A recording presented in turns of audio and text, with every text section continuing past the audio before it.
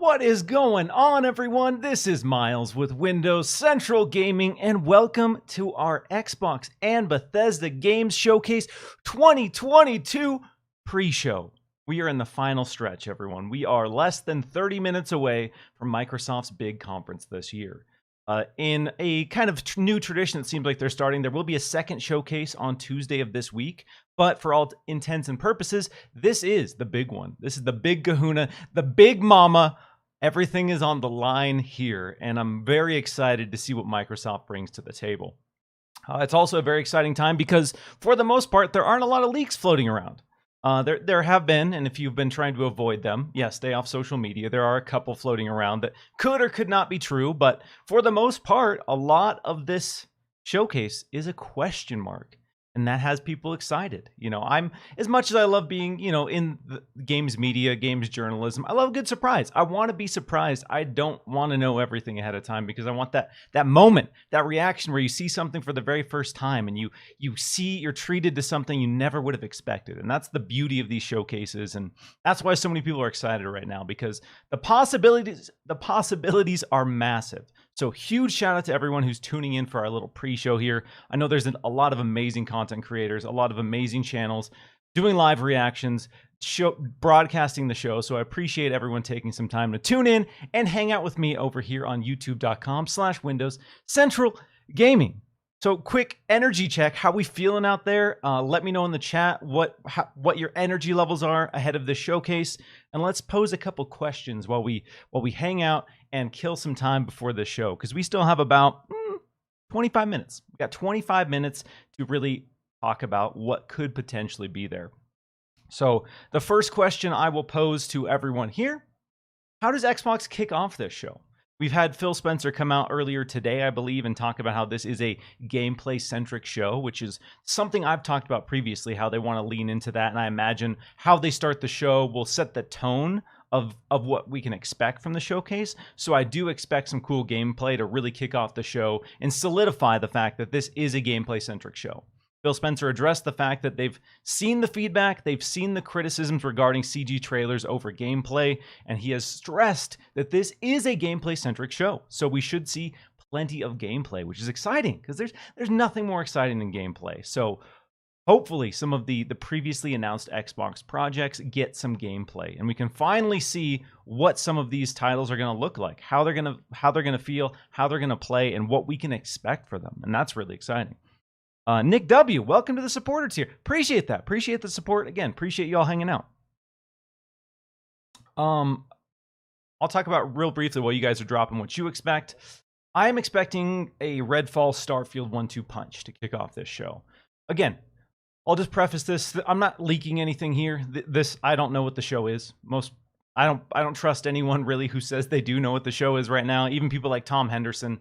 I don't think he has the official list by any means. So I'm expecting the Starfield 1-2 punch to kick off the tone and set the precedent that this is a gameplay-centric show. Kick it off with either, I'm torn. It could be Redfall. It could be Starfield. If they do Redfall, I think they could start the show with a trailer and then just have the amazing Redfall gameplay reveal so we can see what that looks like. Then you bring out Phil. Then you bring out Todd Howard, and they start getting you excited, getting you tantalized, tingling you, and getting you amped up for the big gameplay reveal of the highly anticipated Starfield.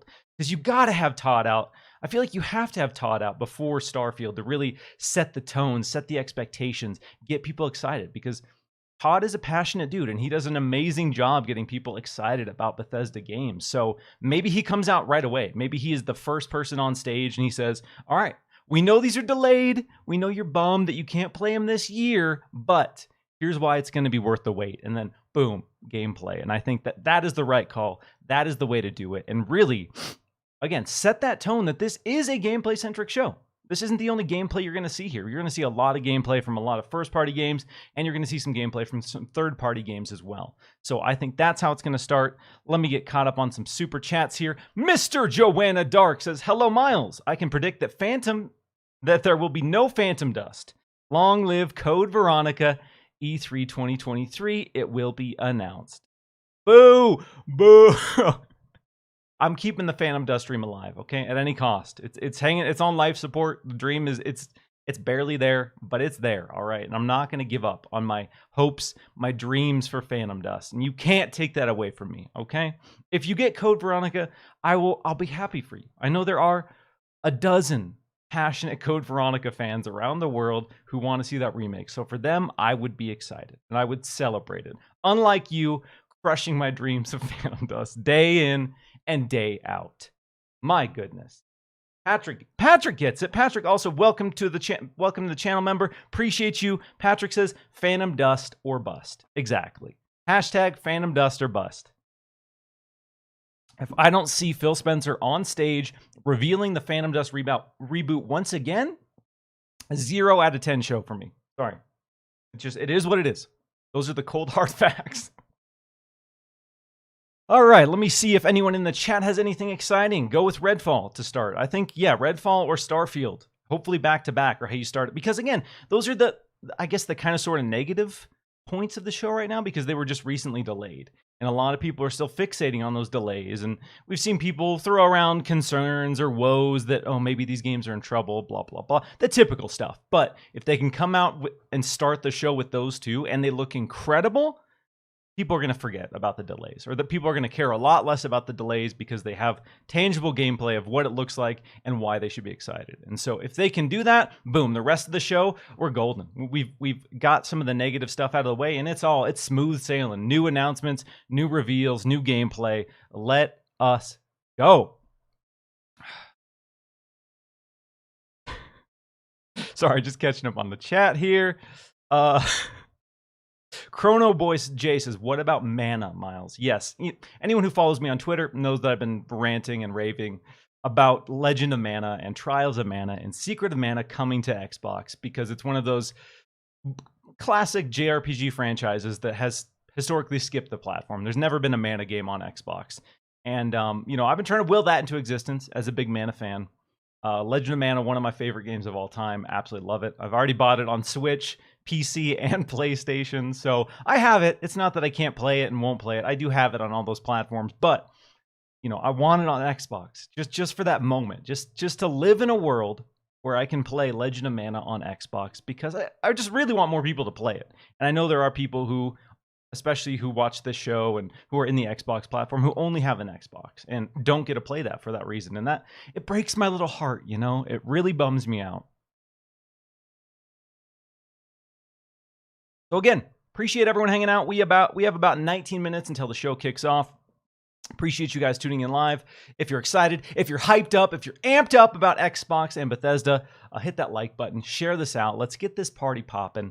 As we roll into the show, my face will not be this big, I promise. We'll be flip-flopping, so I'll be the tiny box in the corner. Wanted to make sure there's plenty of space on the screen for the gameplay here. As we roll into that, I did some tests beforehand to make sure the levels were good for audio, but if ever the show's too loud, I'm too loud, let me know in the chat and I'll make sure that gets tweaked.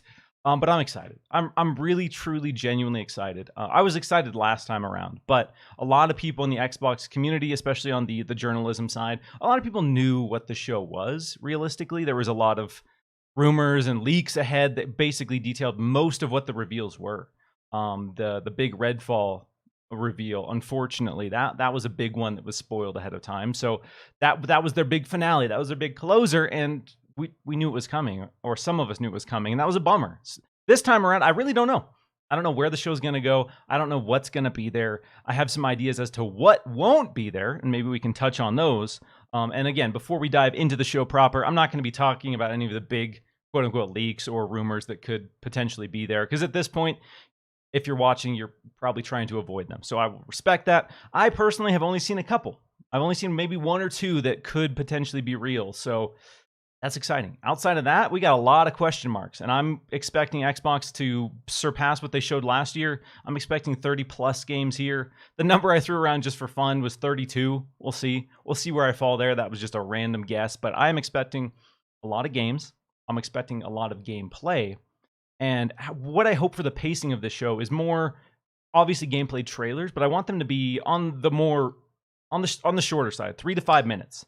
3 to 5 minute trailers, and then on the secondary showcase, maybe give us a few deeper dives there, where you give us the 10 minutes, you give us the 15-minute breakdown of specific titles, so that way the pacing is consistent. We have the steady flow, and then it keeps everyone engaged. Because a problem that Summer Game Fest had was there were big blocks dedicated to a certain type of fan. There was the anime section, there was the horror section, there was the Call of Duty section, and those were 15 minutes, 20 minutes sometimes. And so if that wasn't for you, if that wasn't your foray, your jam, you were kind of checking out. You were getting a little bored. So I'm hoping that the pacing of this is a little more fresh. And we don't, again, as much as a cool 20-minute blowout for Starfield would be, I kind of hope they keep it under 10. Under 10, I think, would be good. People obviously want to see it. It is the most anticipated Xbox game by a mile. It's one of the most anticipated games just in general right now, regardless of if you're an Xbox fan or not. That game is huge. That game is going to be a really, really big deal. So clearly people want to see it. And again, if they can start the show with that, kick off the show with that, yeah, let's go. Give people a taste of what we can expect from, as Todd Howard has called it, Skyrim in space, which probably is a little unfair to the game itself, I would say. I feel like it's going to be a little bit more ambitious than simply Skyrim in space, but let's wait and see. We'll have to wait and see. Oh, again, yeah, we're gonna have some fun. Obviously, I will try not to be super annoying during this. Obviously, it's an exciting time. There's going to be a lot of surprises, so obviously, I'm going to be excited. I want to be excited. I'll try not to just scream into the microphone for the sake of everyone's ears here. But yeah, let's have some fun. Let's get amped up. Let's bring that energy up. Let's go into this, because we haven't seen the, check your expectations, guys. We haven't seen those tweets coming out. And again, a lot of the show is not leaked. We've seen some people talking about people quote like Tom Henderson, who are in the know, quote unquote, talking about how this is going to be a very, very good show. So there seems to be a lot of reason to be excited. Even if, and again, let's have this conversation now before we get into it. Even if that one thing that you want isn't there, hopefully this is a great show for everyone. What I want from this show more than anything is I want this show to be a show for fans of gaming. I don't want this to be, if you're in the Xbox ecosystem right now, you're incredibly excited. But if you're not, then whatever. I want anyone who cares about gaming to be excited about what's shown here. And I think that is the beauty of this Summer Game Fest, this period of games, is it's not so much about the platform that you're subscribed to. It's more about the games and, celebrating what all of these talented people are creating. And that's why I get excited. No matter who, if it's a PlayStation show, I'm there. If it's a Nintendo show, I'm there. If it's Summer Game Fest Live, I'm there, because I want to see the new games. I want to see what people are working on, and I want to be excited about it. So that is my biggest hope for the show, is the Xbox comes out and says, get excited. Get excited about Xbox no matter where you play, where you are. We have something for you. And I think that is going to be huge if they can really deliver that. And I think last year set a good expectation for the diverse portfolio they had. Coming off of Summer Game Fest Live, everyone was joking about how that was 99% sci-fi horror games. And even as a huge fan of horror, I have to agree. I have to agree that the variety of that show could have been a little bit better. I think last year Xbox did an incredible job with variety. I'm hoping that is the case again this year. Because really they're trying to build this platform that is for anyone who likes gaming. And it's hard. It's really, really hard to do. A lot of different tastes, and people are going to have games that aren't for them, and that's okay. We have to recognize that we don't have to play every exclusive that comes to Game Pass in the future. Like, that's not what they're trying to do, but they want to make sure that there is something on the platform for everyone. Getting hydrated. Make sure it's hot. So if I get sweaty, if I start literally dripping sweat throughout this show, I apologize.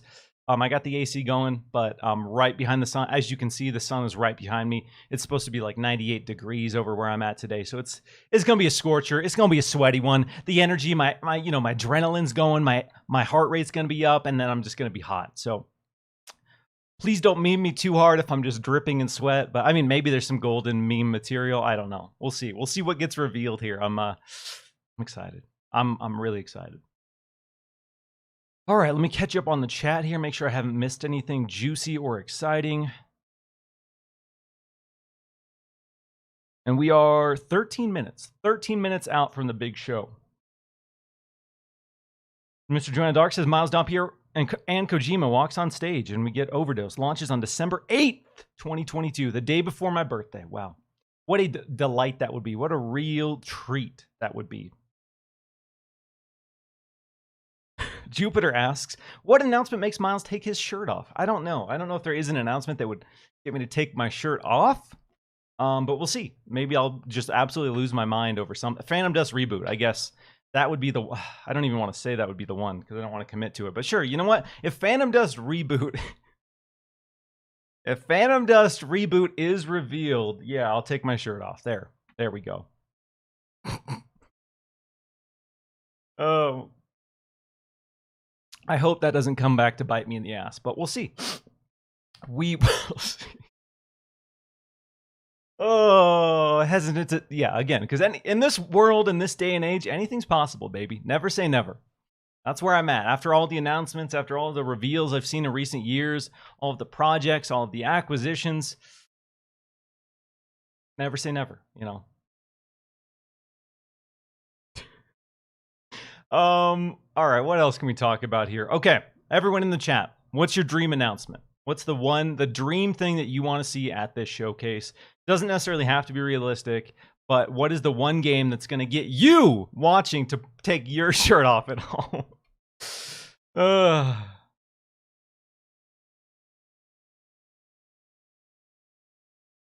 Yo, Donnie is asking when we're doing the hot tub stream. Yeah, every time. There we go. Yeah, I've already thrown. Binyabik brings up an excellent point. I've already thrown the gauntlet out to Xbox and Square regarding the Mana games. I was talking about those previously, and you know it's been out there.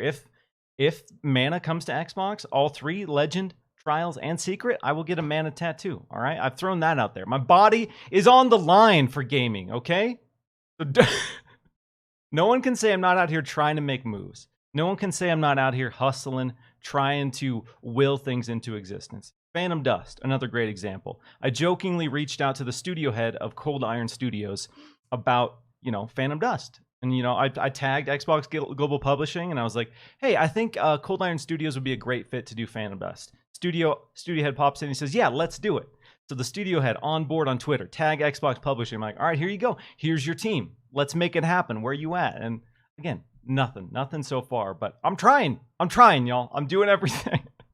Doing everything in my power to will some of this stuff into existence. Okay? We got Dark Souls 3 with FPS boost. Praise be to the back compat team in Xbox for tackling that beast, making that happen. That was one of my rare summoning circles that came to light, and that's why I use them sparingly, because, you know, with great power comes great responsibility. Yo, Donnie's wife wants a State of Decay 3 release date announcement. So does mine. Oddly enough, like, my wife isn't a huge gamer, if you will, but there's a few games that she'll dabble with. She's a big fan of Resident Evil. She's a big fan of horror. Really, zombie stuff is kind of her jam. And she loves State of Decay 2. She has just completely obliterated my playtime in that. I think she has well over 1,000 hours in State of Decay 2 now, and I'm at like 200. So she's just blasted past me. She's playing on the hardest difficulty. She's done so many different playthroughs. So she loves that game. Loves that game. And so when I first told her about State of Decay 3, she got really excited. She's like, oh, awesome. When's it coming? And I'm like, nobody really knows. Not soon. Not anytime soon. So yeah, a release date for that would be huge. Again, I love State of Decay as well. I would love to see their kind of transition into what potentially could be a more MMO online-centric game. Because really where State of Decay 2 shines is it kind of captures that Walking Dead the game. And if you could have different outposts and you have to trade resources with the different outposts, and those outposts are actually controlled by other players, I think that would be a really, really cool dynamic to the experience.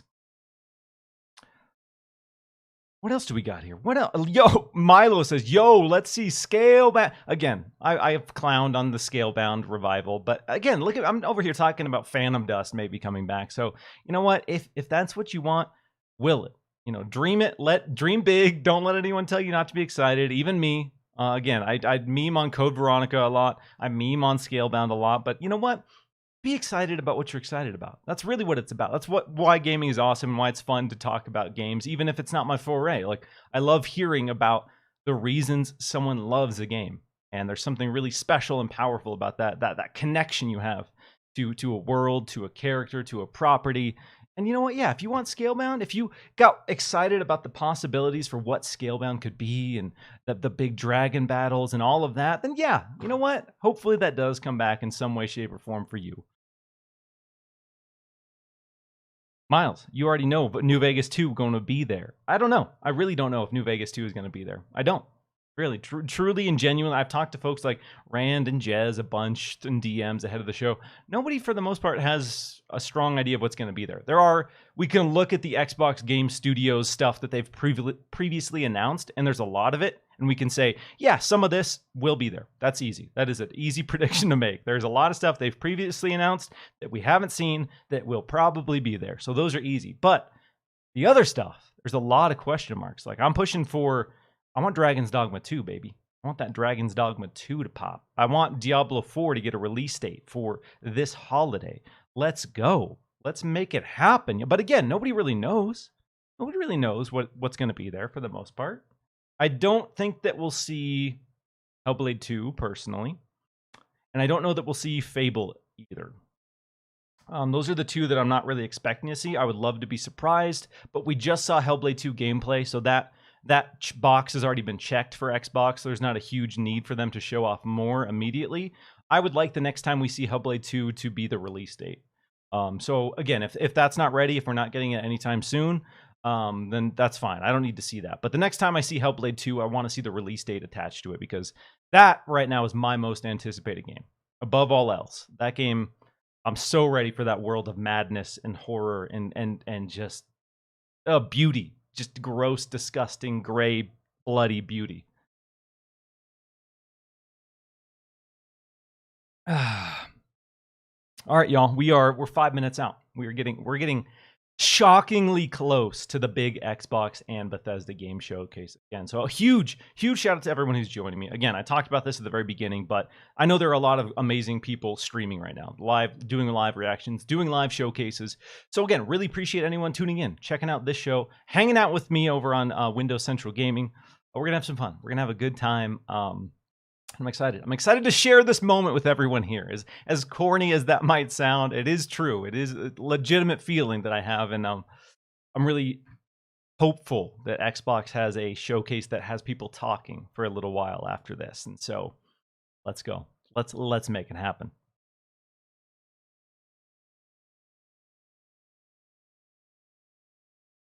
Wolf and Soul says, Miles, Jeff just tweeted that Xbox was the most gameplay they've ever shown, according to Phil. Yeah, Phil has been talking about what the expectations for the show, and he's talked about this will be a gameplay-focused show. This will be. They've heard the criticisms of the past. They've heard the criticisms regarding CG, and this will be a gameplay-centric show. So if, like you, when I took to Twitter and did a little poll for Windows Central about what people want, what people's hopes, expectations are for this show, the number one thing, hundreds and hundreds of people said gameplay. Gameplay. Far and above of any other criticism of Xbox or any other desire, they wanted to see gameplay. And so, Xbox seems to have heard that loud and clear. And I've talked about this before, but yes, they are aware of the criticism. They are not ignoring that, and I'm hoping this show really kind of silences that. No gameplay, no games, blah, blah, all the typical stuff that skeptics of the platform throw around after these showcases. Woo! Yeah, Mana games drop on Game Pass. Let's go, baby. That needs to happen. Give me that, because we got Yakuza last year. We got the Yakuza sprinkling of all the Yakuza games coming to Game Pass, all of that great stuff. Give me the Mana drop. Give me all of the Mana games in Game Pass, baby. Come on. Show your commitment to Japan. Show your commitment to Japanese games, and start sprinkling them in there, all right? Make it happen. And I'm hoping that this showcase has at least one or two of the Xbox Japan publishing projects as well. I would love a little break in this where they bring someone out on stage to talk about their commitments to Japan and how they recognize some of their shortcomings. And we've been partnering with some really big studios to work on some projects, and here's what they are. I would love just a little interlude where they showcase Xbox in Japan and why people in Japan and people who want to play Japanese games should still be excited about Xbox. Well, we're getting close, y'all. Oh god! All right, I'm gonna switch perspectives here, make myself tiny. Ooh. All right, here we are. This is gonna be the view of the showcase. All right, we are... Oh, we're getting close. We are getting close. We're under 2 minutes, y'all. We're under 2 minutes from the Xbox and Bethesda Games Showcase 2022. Last chance before the show kicks off to drop your wild predictions. Last chance to say something, and then when it happens, you can say you're right all along and you knew all along. Last chance, y'all. Drop them in there. Let's go. People hyped up. People are excited. Yeah, let's be excited. Again, we can be excited. But again, it's important to recognize that, we all have that one thing. We all have that one huge moment that we want to see, the one huge title that we want to see.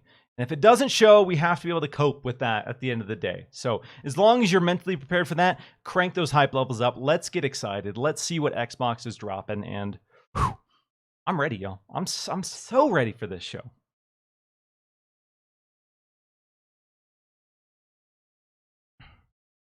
I'm already getting sweaty, so we'll see. We'll see what's going to happen here. Ooh-wee! Combination of heat and excitement. So, I'm ready. Okay. That's it. That's going to be my last talk about any sort of rumors, anything that could potentially be here. We had the big Xbox 2 crossover on Xbox Chatter Days where we went through and talked about everything that we were kind of jokingly everything we expected to see, all of our predictions, blah, blah, blah. There's some amazing people who are going through and have created an Excel spreadsheet that's going to detail all of that. So we'll see how we all fare at the end of this. But it's more fun because, again, nobody really knows. All right, so let's go. Let's watch it. Let's enjoy these reveals together. And let's get some surprises. Oh... Less than a minute. Less than 1 minute. Don't forget to... GP says, don't forget to breathe. You're just intermittently, I'm just going to be just gasping for breath throughout this.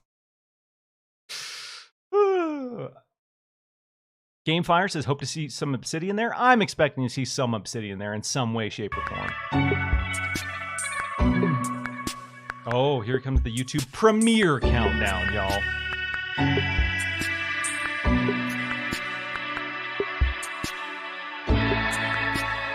And again, while this is going, let me know how the balance is. If this show's too loud, if I'm too loud, this is a good time that we can kind of check that out. But try to keep the levels pretty good.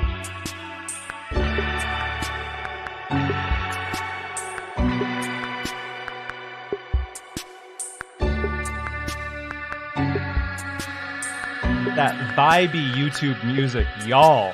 The countdown to the countdown has officially begun. We are 1 minute and 13 seconds away from the Xbox and Bethesda Games Showcase 2022. Let's have some fun, y'all. All right, is anyone playing some announcement games at home? Is anyone doing bingo? Is anyone doing non-alcoholic drinking games?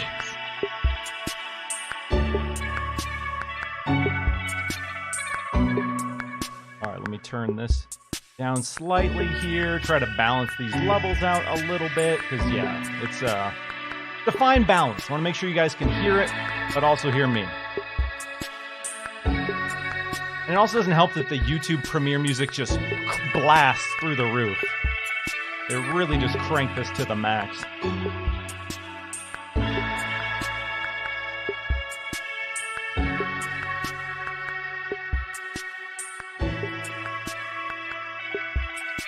We're almost there, y'all. This is it. This is it. Final stretch. 10, 9, 8, 7, 6, 5, 4, 3, 2, 1. Let's go, baby. Let's do it.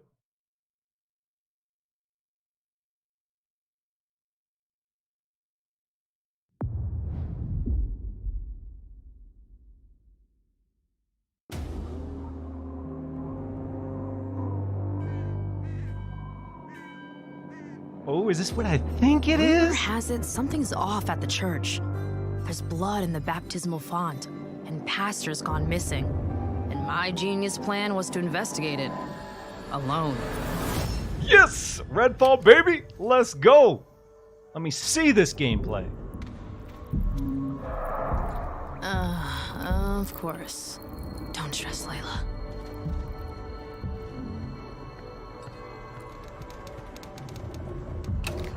Oh, shit. I'm really excited to see some of the vampiric powers in this, because a lot of people are saying this is a Left 4 Dead clone, but I'm hoping we see a little bit more of what the actual gameplay is.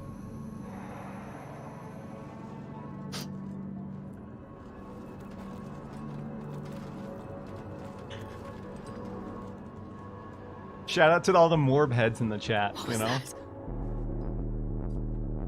He is the truth in the darkness. He is the moon. Okay, I'm getting some horror element. I've seen the movement in the dark. I've seen the shadow.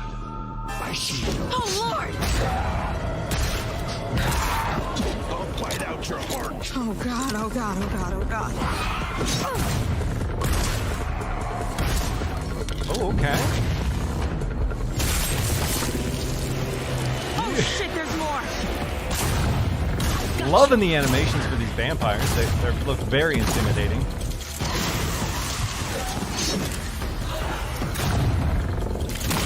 Kiss your ass goodbye. Jacob! Oh, thank God. Come on, let's find the others and beat feet. You know? Yeah, give me a Redfall sprinkle used of to that look like it Redfall was straight out of a gameplay. postcard. Okay. A picturesque island off the coast of Massachusetts. The bustling historic downtown. The seafront district. And the old lighthouse. Then, something happened. Oh, that get hype music, y'all. People started vanishing, and those who didn't sold out. Big time. Fast forward, basically everyone's either a vampire, a cultist trying to become a vampire, or The dead. setting is very like Stephen And King these inspired, aren't just which I trashy appreciate. movie vampires. These monsters blocked out the sun and pushed back all the water. Totally cut us off from the outside world. Gotta admit though, if I have to be stuck on an island full of vampires, I'm glad it's with y'all. Feelings mutual. Yes. Okay, this is what I Aw, want to thanks, see. I want to see the Jacob. powers, how that comes into play. We've also got Remy, our engineer genius, and her little robot buddy. She means you, everyone. Who's a good robot? Who's the best robot? And our resident expert on all things creepy. I prefer the term cryptozoologist, but to each their own. Last but not least, yours truly. I have these weird Psychic powers. umbrella? Okay. We've been digging for answers but haven't found much beyond blood and death. Luckily, the vampires and their sycophants aren't discreet about where they like to nest. I'd bet the answers we need are inside those tourist traps turned fortresses. Spotted some bloodsuckers in their fan club near the festival grounds. Let's start there. Ghosting out.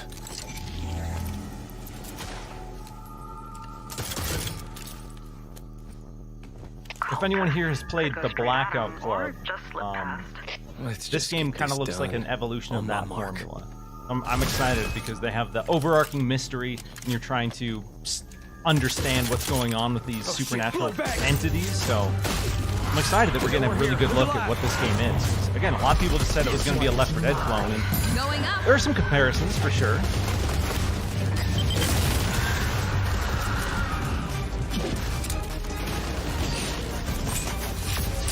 The setting, I love the setting. The setting is so classic 80s Stephen King, quaint island, portside town.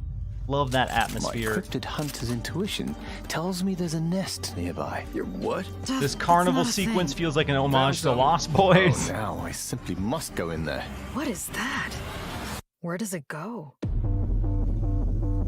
Ooh, and then we go to the upside down? Some Oh. kind of collective consciousness. That's Oh, impossible. yeah.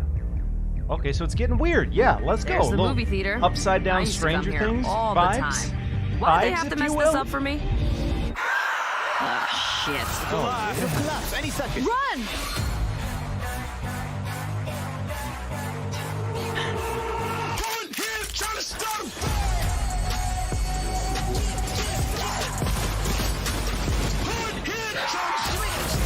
Yeah, this looks fun.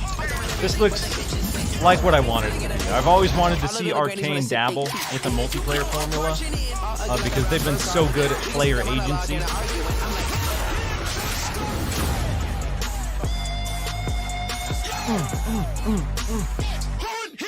2023. Okay, so just a 2023. No early, no mid, no window. Just 2023. Okay.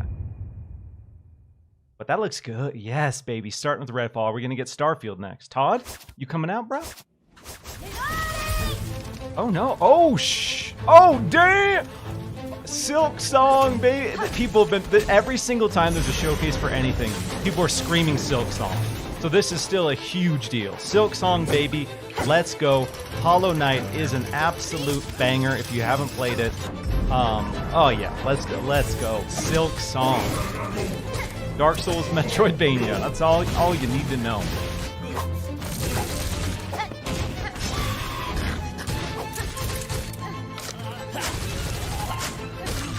Very cool thing to be your second at the showcase. That's interesting. Keeping me on my toes already.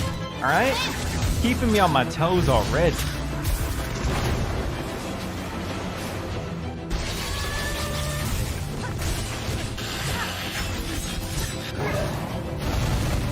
Now, the real question is, are we going to get the release date? And is this going to be in Xbox Game Pass? Woo!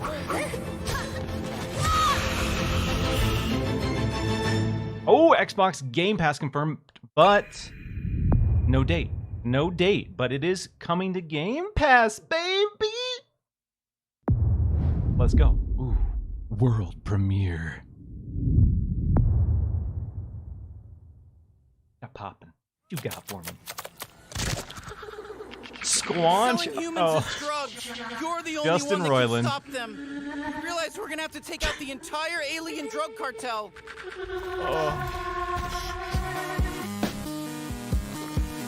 You're just gonna leave me here in what, space? I mean, Everybody this lives in is looking space, impressive including you. for a All right, Justin you're a Roiland bounty hunter joint. now. Got some You gotta open help me world rescue my friends. vibes. They're Gatlians, just like me. This world looks incredible. This is Why awesome. you squeezing me so tight? How about a little dinner first and some bubble bath maybe first? Look at us, blasting away. Oh yeah, that's one of my children. They die fast. Don't worry, it's easy to make more. Oh, this is looking really good. Let's go. Some Stranger's Wrath vibes with the weird weapons that talk. Stab. Yes, more. I need more stabbing.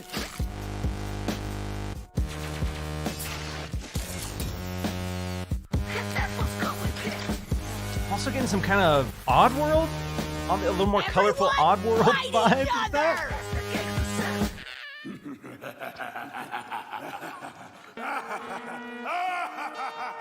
Justin Roiland, you gotta love him. The dude is high on life. Yeah, that looks good. Okay, well now I can. October, baby, yes. There we go. Something to look forward to in 2022, baby. High on life. Welcome to the Xbox They're and Ramon. Bethesda All Games right. Showcase. Today, we're doing something we've never done before. For the first time ever, our entire show is focused on games you can play over the next 12 months. You're going to see more 12 gameplay than we've months. ever had in a show.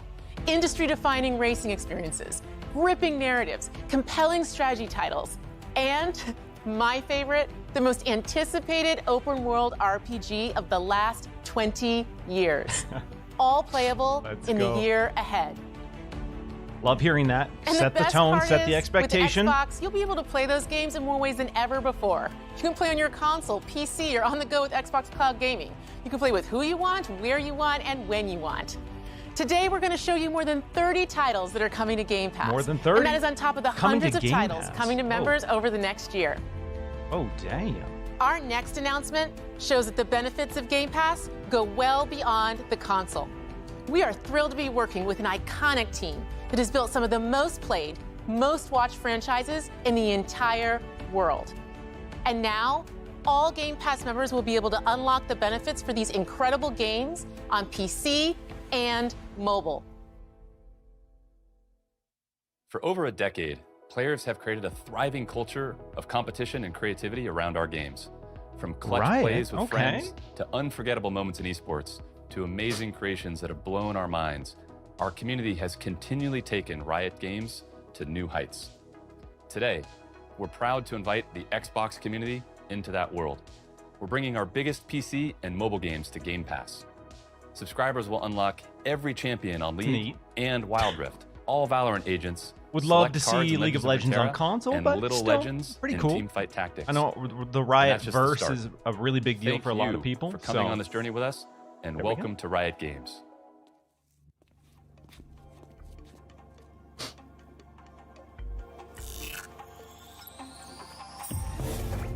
it's cool that you'll get every single character in League of Legends. That's a really big deal.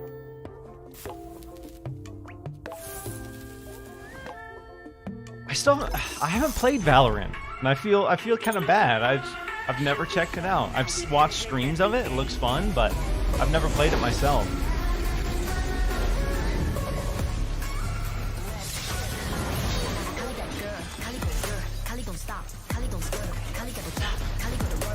This hip hop vibe, yo.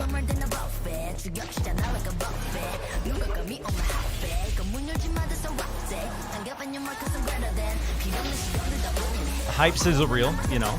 Okay, okay.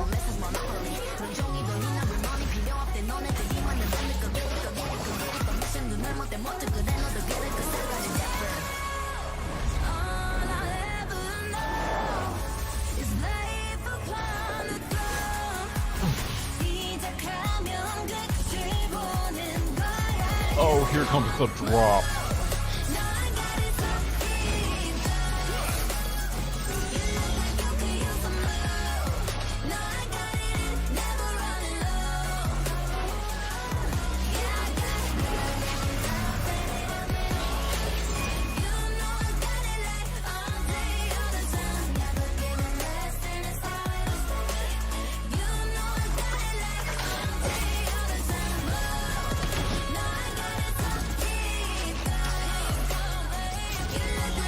This is going to be a big deal for the PC community for sure. These are still, especially League of Legends, still hugely played games, and to be able to get all of the characters for with Game Pass. All right. Again, Xbox right now trying to go where the players are, and it's a smart move.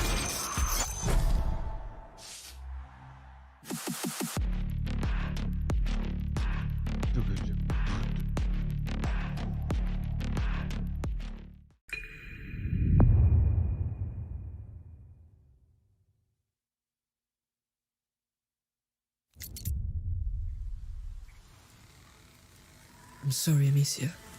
Oh, yes. For Hugo. Hopefully we get the He's release not dead date for yet. this. This game looks beautiful.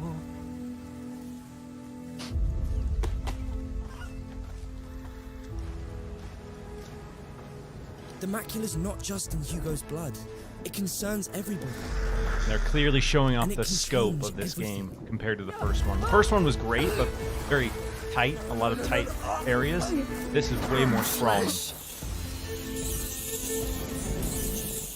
Remember, no And more this- killing The soldiers. soundtrack in No the more first killing one us. too was so good.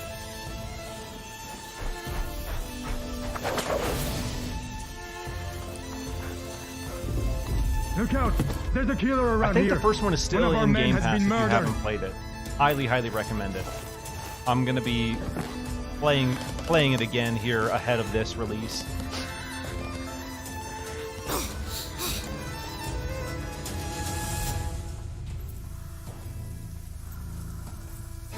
You're only making it worse!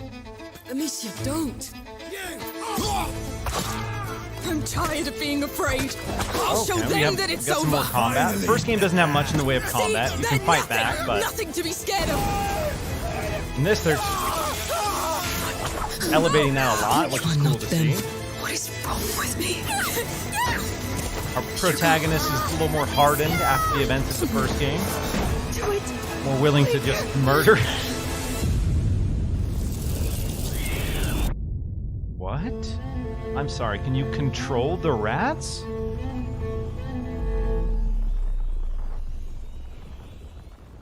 2022. Okay, so no date, but again, still coming 2022. Another Game Pass day one slapper. Let's go. Keep them coming. I'm curious to see if they're doing all Game Pass for every single title. Oh, the Forza all-in-game 4K footage. Let's see it. Let's see if this is coming this year.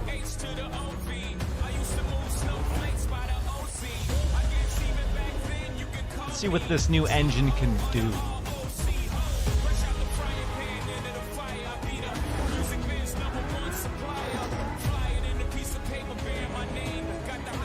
Oh yeah, look at those reflections. They zoomed in on those. They wanted you to know those reflections are going to be crisp.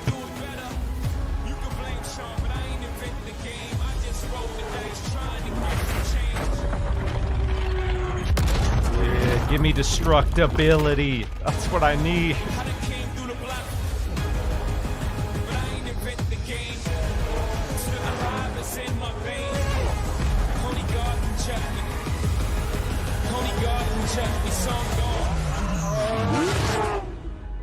Spring 2023. Okay, it is confirmed next spring.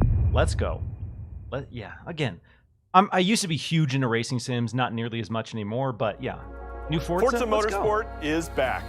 I'm Dan Greenwald, GM of Motorsport, and I'm joined by Chris Sasaki, Creative Director at Turn 10. Forza is known for its photoreal beauty and state-of-the-art immersion. Built from the ground up to showcase the Xbox Series X and S consoles, including techniques like real-time ray tracing on track. This is the most technically advanced racing game ever made. I wonder if we are going to, like, similar to Today, Forza Motors or we're Forza excited Horizon. to show you the all-new Forza Motorsport. Yes, okay. They are going to give us some actual... Welcome to Maple Valley. This track has been a fan favorite since the original Motorsport launched back in 2005. Look at that water. For the first time in Forza Motorsport, fully dynamic time of day brings Maple Valley to life in stunning detail. What you are seeing is an in-engine gameplay demo presented using a single camera with no cuts. Yeah. Let's jump in with the M8.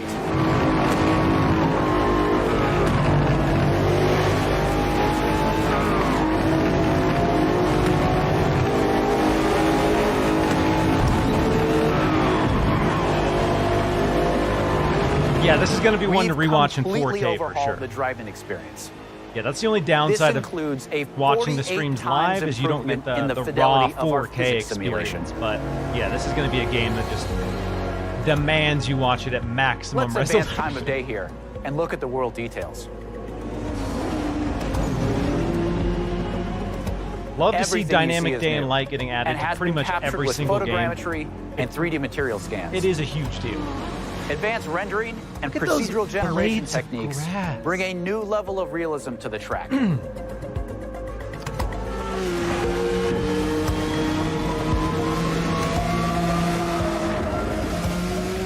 Yeah, last year I watched a lot of the standout trailers again in 4K after the fact. Even with your connections perfect, there's just compression that can't be corrected, unfortunately. They all demonstrate a generational leap in beauty and detail. Let's advance time again. You are looking at our all-new dynamic time of day. This is a fundamental system to the new Forza Motorsport, and like weather, is available on every track. These new simulation details add further depth, drama, and dynamics to the racing experience. In addition to our dynamic time of day, Forward Plus lighting and physically based lights come together to deepen the realism and immersion in the world. Changes in the time of day also change ambient temperatures, which affect track surface temps. Yeah, if you're a car nerd, those by details track are temp huge. Changes, rubbering in, and of course, weather. Let's head to the pits. We've added features that players have been asking for. Tire and fuel management, multiple tire compounds, and new depth in car building create a new Forza is always a showcase for new hardware. This doesn't seem Advanced to, this materials and shaders doesn't seem to be an paired with exception ray to that tracing rule. Bring out incredible detail in the gold looking strap, gorgeous. anodized aluminum, and carbon fiber. The joke about it being Engine car bays, porn with their continues to be complex true. self-reflection, is a place where ray tracing really shines. Car damage is a racing reality. In Forza Motorsport, Yeah, this is what car I want to damage see. is Carnage! reproduced down to the individual scratches on the bodywork. You can see here some of the new details in the directionality of damage, how the paint peels away at exposed and raised edges, in the wheel abrasions, and even in the dirt buildup.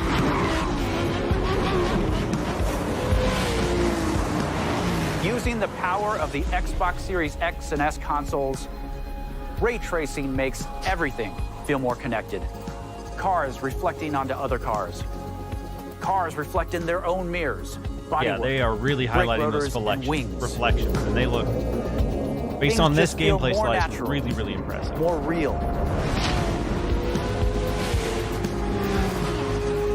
We believe that the accuracy of our overhauled physics, the beauty of our cars and tracks, our new dynamic time of day, advanced car damage, and real-time ray tracing on track lead to a generational Real-time ray leap tracing in on immersion. track. Okay. This is That the was confirmed. all-new I Forza was wondering if they were going to confirm ray tracing on the track. Let's go. There's your ray tracing game, baby. Hopefully it's 60. I assume it'll be 60. Xbox Game Studios.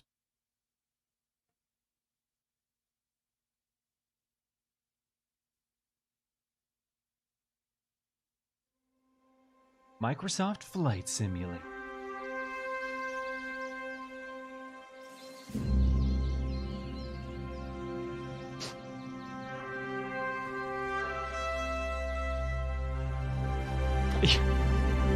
Some throwback.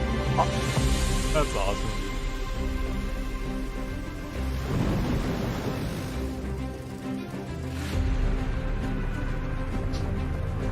Another graphical showcase. Again, not everyone's cup of tea, but if you are a hardcore sim fan, Flight Simulator is kind of the gold standard.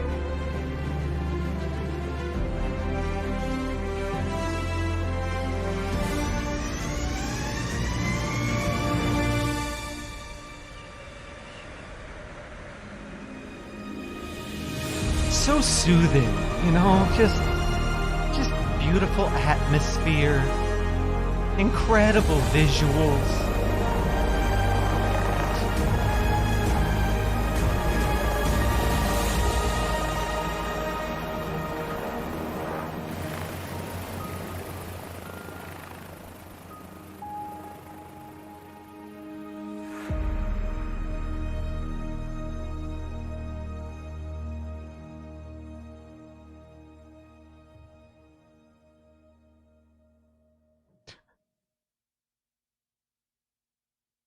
Here you go. And educational, all right? Experience the history of flight in Microsoft Flight Simulator.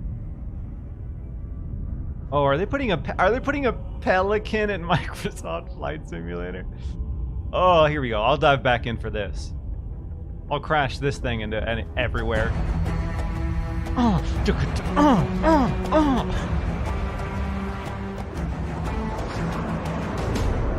Looks like Halo is at the show after all, folks.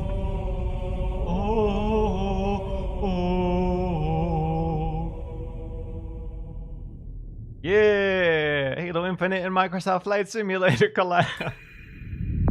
Let's get more weird collabs going, all right? Don't let it end there. Blizzard Entertainment presents. Which one's your favorite? Little Overwatch Mine's 2? Tracer. Let's see what they got. They're gonna give us that release date, maybe? Probably not, but. One of those heroes, aren't you? Before me, I see the future. Human. Machine. You know there's more out there, don't you? I'm hoping Overwatch 2 pulls me back in. Played a lot of Overwatch at launch. A ton of Overwatch at launch. Right around the corner. But I've fallen off pretty hard. I am your queen! Let's take him to the wasteland! One punch. I'm sorry. Is all I need. Are they launching this October?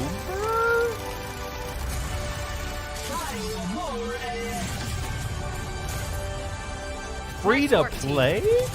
Keep it moving. I cannot wait to push. Draw. Well, that's a plot twist. Boom, baby! Check me out.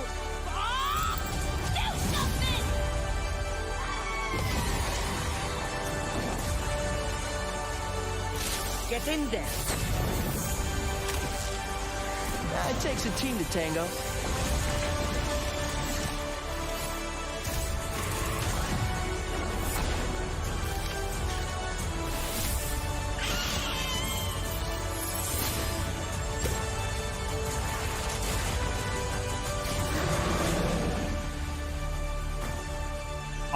Early access. October 4th. You'll like this one. 1, 2, 3, 4.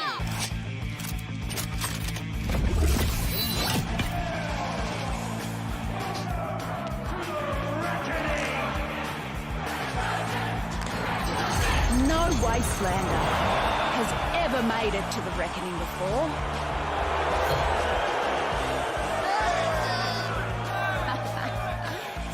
But here I am.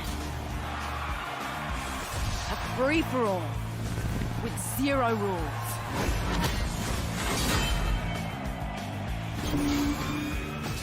And the survivor Is this a bunch of new characters? gets the throne. Welcome back, Chuck. King Howell has never lost. Or is this their battle royale? 13 years What of rule. am I looking at here? Not until today. Just some arena mode? Okay.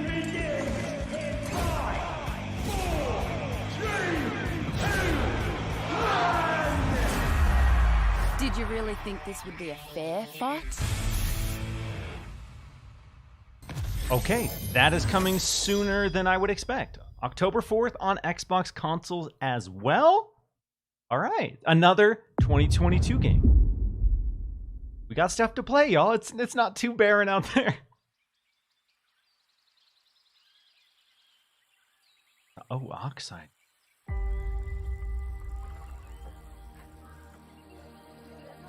History is filled with moments of greatness. Some well known, some lost to time. But what about the history that could have been if you were its architect? How would you reshape the world? Civilization inspired, it seems. RTS from Oxide. And Looks like we got your confirmation people for this title. Would you listen? How would you lead them in this new world?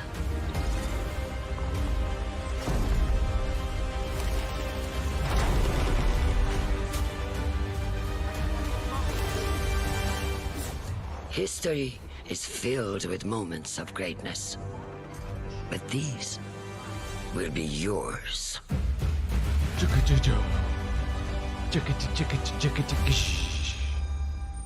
Aura, history untold. PC, okay. There you go, PC, RTS. RTS, not historically my jam, but... It's good to be here, celebrating what's Uncle going to Pete. be our biggest year yet. That includes a few of the projects being developed across Bethesda's 8 studios, starting with Redfall, and the world's first look at gameplay earlier in the show. Redfall is from the studio that brought us Dishonored and Prey. It's got so much of Arcane's DNA coursing through its veins. Compelling heroes, open world campaign, deep customization. Solo or with friends, we can't wait for you to play Redfall when it releases early next year. Okay, If you're looking for something to sink your teeth into right now, we've got hit The me. Elder Scrolls Online, where you can adventure alongside one of the biggest and most welcoming communities in gaming. This year, ZeniMax Online Studios is taking you somewhere that has never been explored in any Elder Scrolls game. The Elder Scrolls Online High Isle comes to Xbox next week. Oh. Any ESO fans in the house? For generations, the Breton elite have lived in safety and comfort. But now, the embers of dissent glow beneath the pomp and circumstance. We still have over an hour of this showcase, folks. We still have a long ways to go, and we've already seen several really cool slices of gameplay. So, set a good precedent with the beginning of this show. First third, pretty strong. At the heart of the conflagration sits the Ascendant Lord.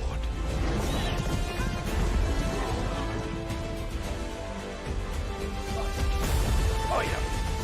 The legacy of the Bretons must be protected. I'm still thinking about High on Life. That game is a big standout for me. That looks so fun, so weird. Fallout turns 25 this year. As we celebrate the legacy of this storied franchise, Bethesda Games Studios takes Fallout 76 players out of Appalachia for the first time and returns to a beloved location. Expeditions The Pit is coming this September. They had a similar kind of update sequence in the last showcase as well with Pete Hines, where he came out and talked about the expansions coming to Fallout 76 and Elder Scrolls Online. So yeah, par for the course there. If you play these games, that's definitely exciting. Your arrival's the first good news. I am not currently playing ESO or Fallout 76, but this place is our home, and together we can take it back from these rad-worshipping fanatics. When you're alone and life is making you lonely, let's go. I played Fallout 76 again probably 6 or 8 months ago. I forget what the big update was that I dove into. It wasn't the last one, maybe the one before that, but it's fine. It's definitely a solid Fallout experience now. Definitely a lot better than it was at launch. Was hopeful for the launch and wildly disappointed, but a lot of content now. A lot of people still play it.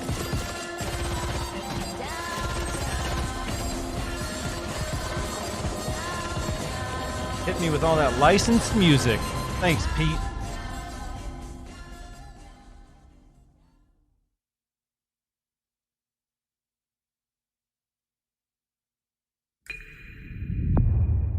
Play with gamepad. Bethesda Games Studios has been busy, and not just with Fallout 76. After defining the role-playing genre with hits like Morrowind, Oblivion, Skyrim, Fallout 3, and Fallout 4, they're going even bigger with Starfield. Later in the show, my good friend Todd Howard will be here to reveal more of their next I was going to say, you have to have RPG. Todd Howard out before you talk about Starfield. You do. You have to.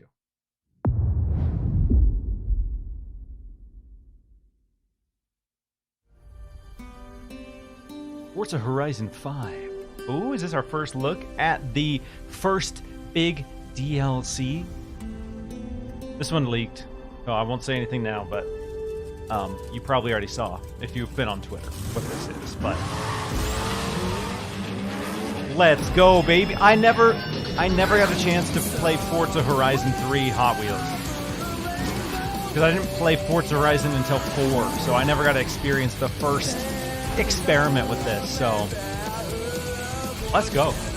Give me weird crossovers. That's why I'm here.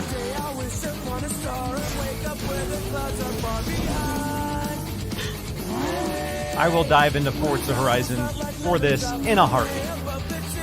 No questions there.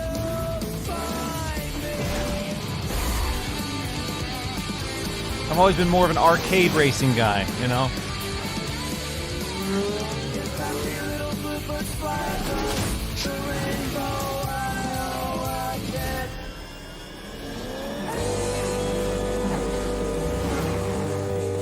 There we go. That's fun. That's just some good old-fashioned fun right there.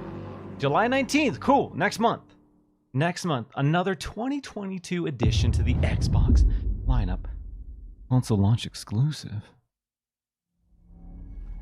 My dad tells stories of a terrible war that happened across the sky. Heroes fought and died to give us a chance to start over. All that I know from their Earth are the creatures Oh, they I know sent what this along with is. us. But did that say Xbox Games Studios presents? And here on Arat, every day is a fight to survive. Well, did I read that wrong? Because I'm pretty sure this is Arc 2. But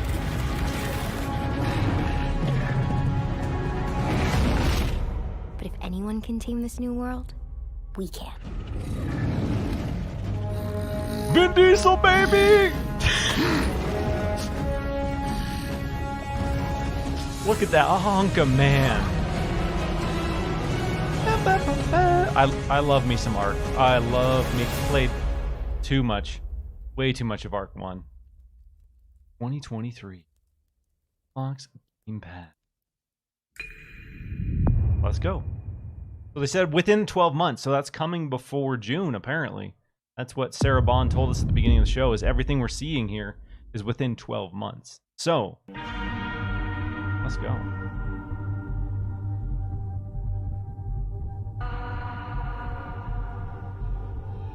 Yes. Give me the date. Give me the date.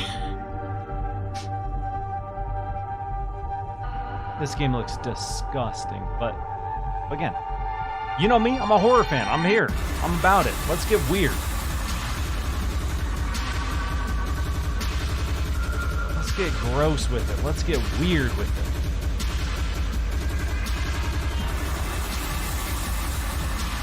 A much darker version of High on Life, it seems.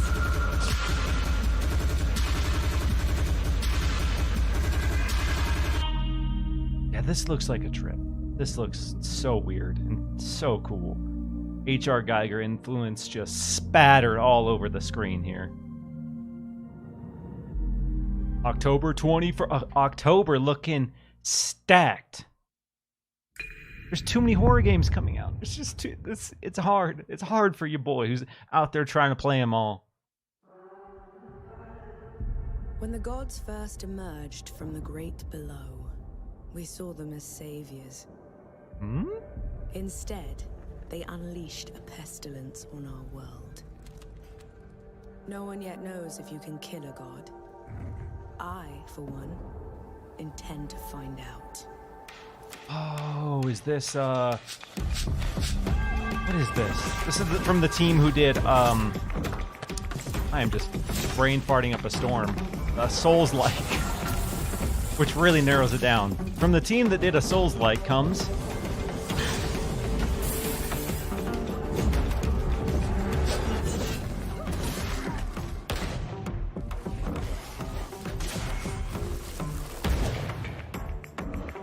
This looks cool. The setting is kind of like a fusion of a bunch of alternate history. Like we saw some World War II inspirations. We're seeing some Egyptian inspirations here. Flintlock. Okay. I think that's it.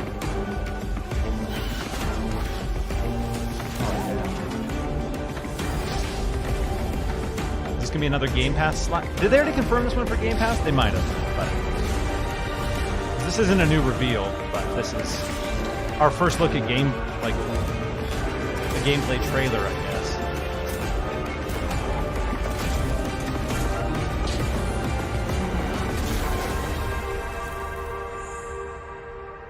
Yeah, let's go. That looks fun. Early 2023.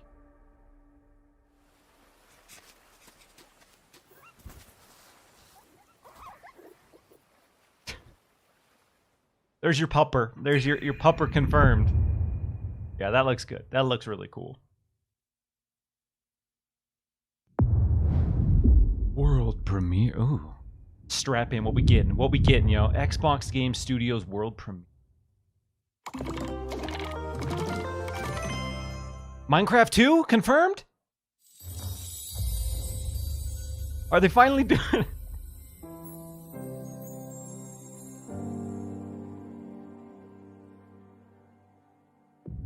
Legends hold great power. They are the dreams we weave. Looks like we're getting another Minecraft spin-off. Shared story. We have Minecraft Dungeons. What's Some next? legends tell of peace. and the Minecraft beauty of simplicity. RTS. Yeah, this was another one that was rumored floating around online earlier. Some tell of danger. So for RTS fans on Game Pass, eating good. Eating real good. And the end of all things.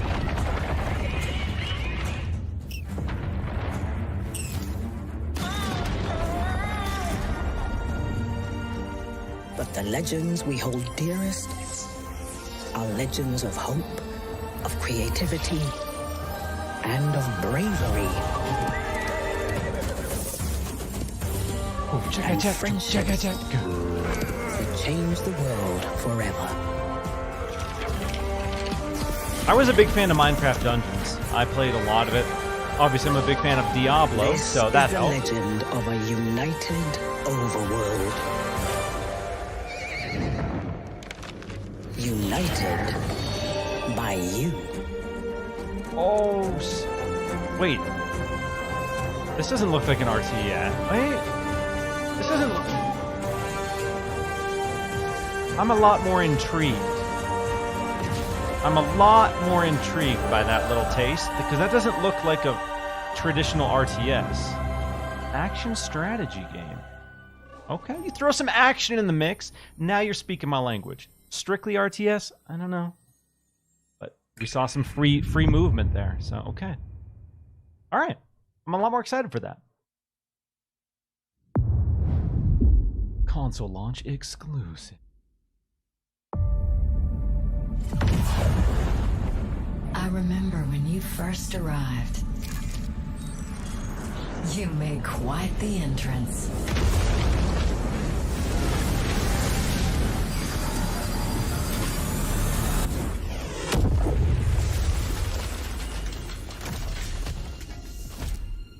You wanted to make a new life for yourself.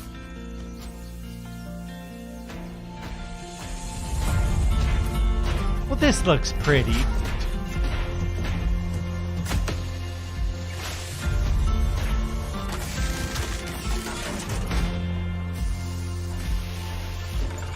Little survival crafting mech game.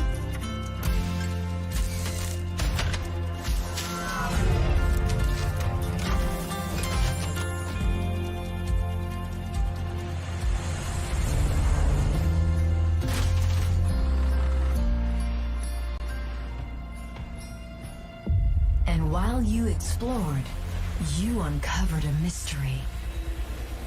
There's always got to be a mystery. I'm sure we can get to the bottom of this. Oh, 4-player? They confirming 4-player co-op? Together. Lightyear Frontier. Well, that looks nice. I will play pretty much any survival game, so I'm there. I'll check it out. I will be there to check it out.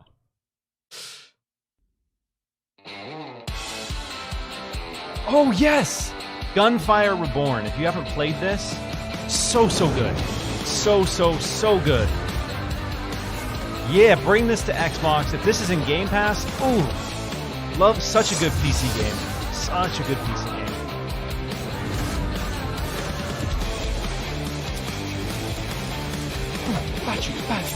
Got you.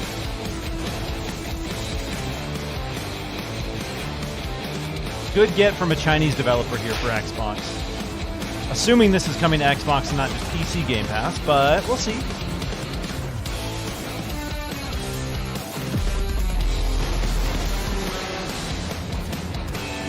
That's a roguelite. If you played Risk of Rain, it's pretty much like a first-person shooter version of that.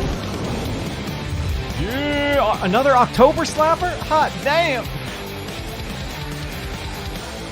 Yeah, if you haven't checked that out, put that on your radar. If you like multiplayer co-op shooters, that game is so fun. console launch. Listen.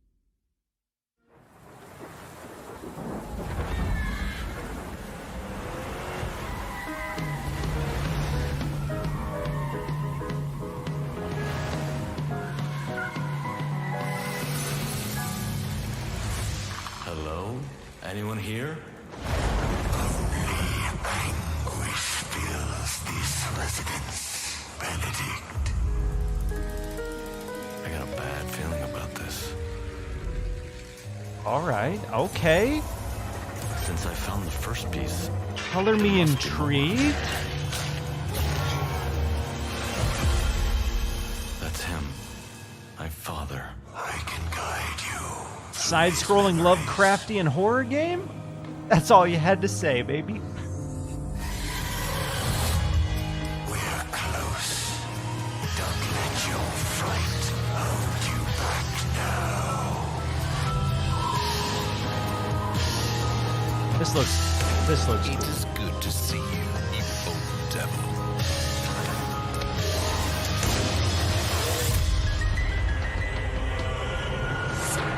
You dropping this in October too? What's going on?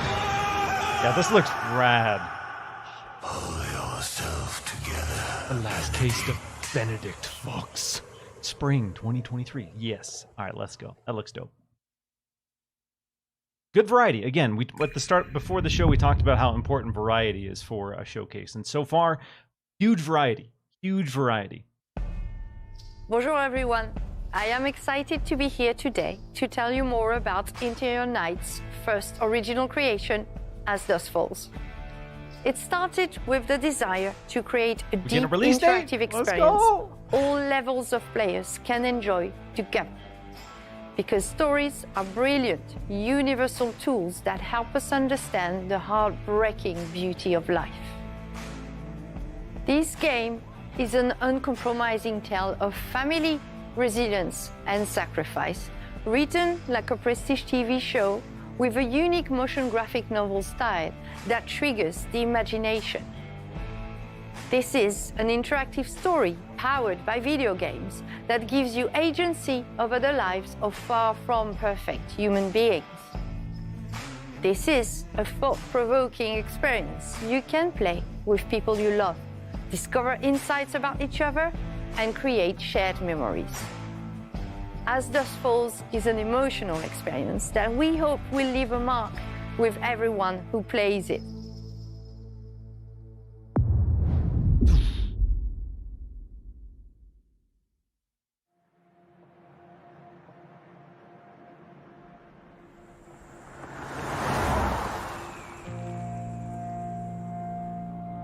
For most people, I'm curious to see how this pans out because we've been hearing about it for a little while now. Wasn't taking the scenic route your idea?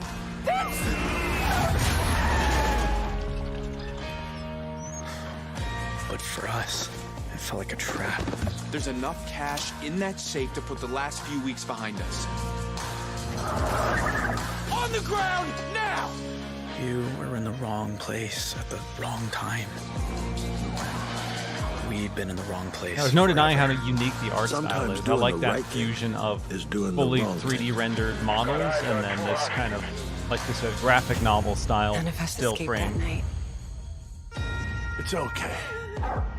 Even those of us who made it out alive. Stop! Why are you following me? We've taken very different paths in life. But they all lead back to Two Rock. Get rid of the cop. Hey there. Evening. Hey, Sam. Say, you haven't seen three fellas in a blue pickup, have you? Nope. Been here all day. How you liking the desert dream? Oh, can't complain. Can I ask what brings you to Two Rock?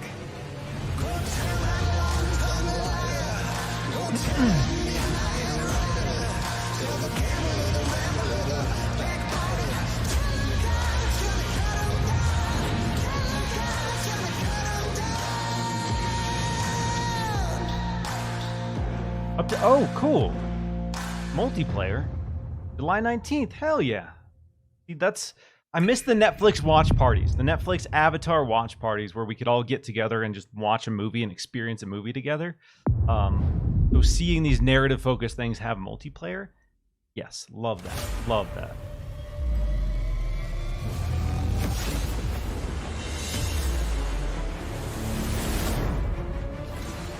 In the action battle royale. Oh, I'm not familiar with this.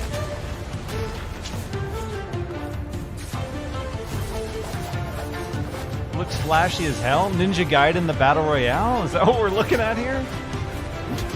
Naraka Blade Points.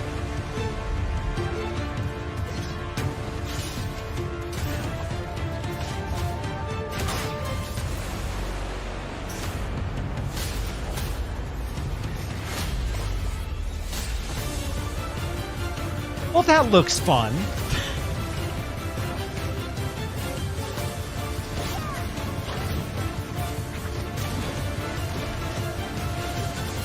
The combat definitely looks a lot different than any other battle royale I've played, so let's go. You dropping that today? Let me sample. Oh, campaign. Yeah, this looks pretty dope.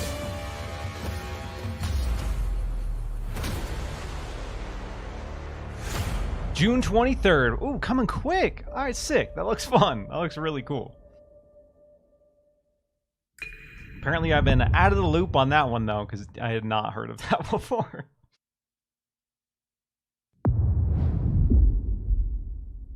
World premiere.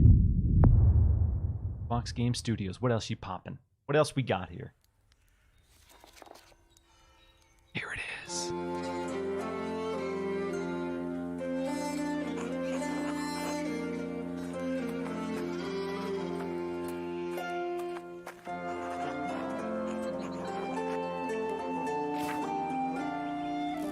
Love the art style. Love the fairy tale art style of this.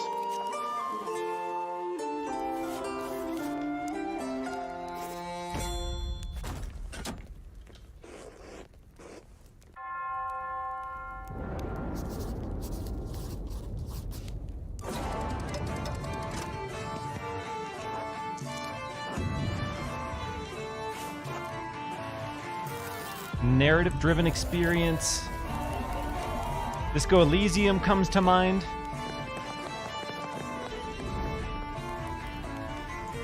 Definitely a wildly different art style than Disco Elysium, but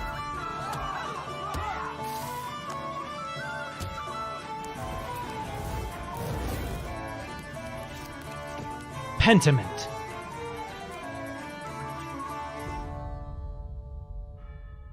Ooh, November. There we go. First party new Xbox game coming November 2022.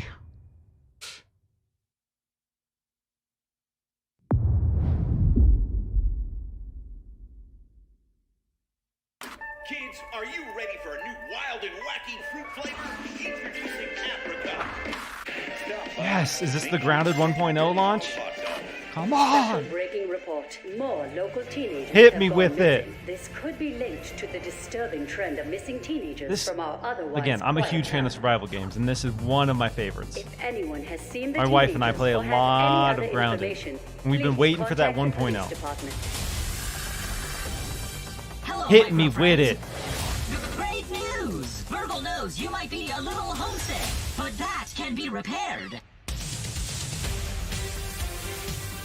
First, you will need to survive the yard. Against terrifying insects and treacherous wastelands.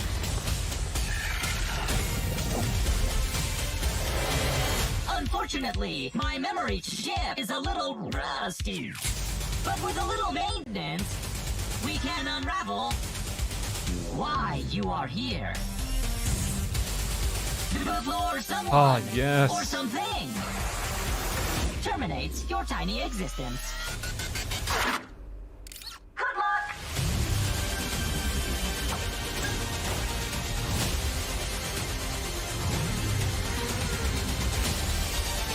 Game preview's finally over, baby. Let's go! Is this gonna be a shadow drop? Are they doing it?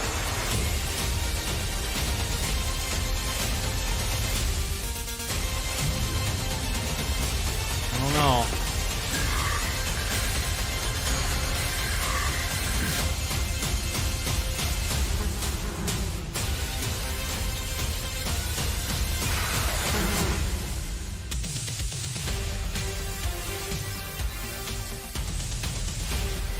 September 2020. Yes. Cool. Dope. We'll 100% be playing through because they've given us little tastes of the narrative so far, but I've been waiting for that big conclusive story. So, yeah, let's go. What's a lot?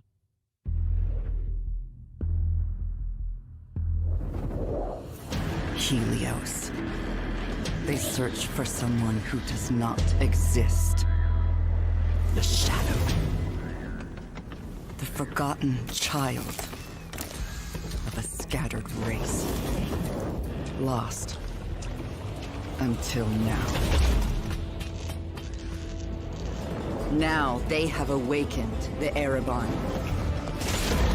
Now they have awakened me.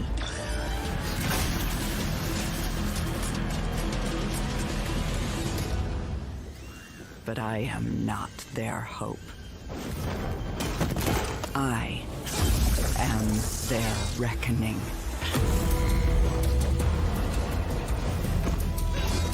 Oh, we getting some Tenchu vibes here? Some supernatural Tenchu vibes.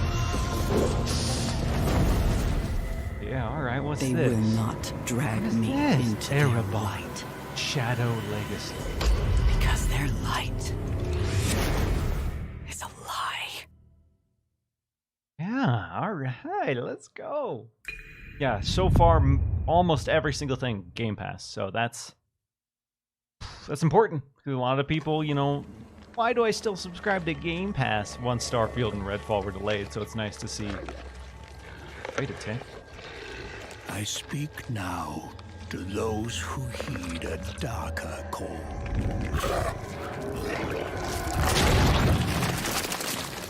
Yes, baby! Necromancer. Cross the line of sin for deeper knowledge.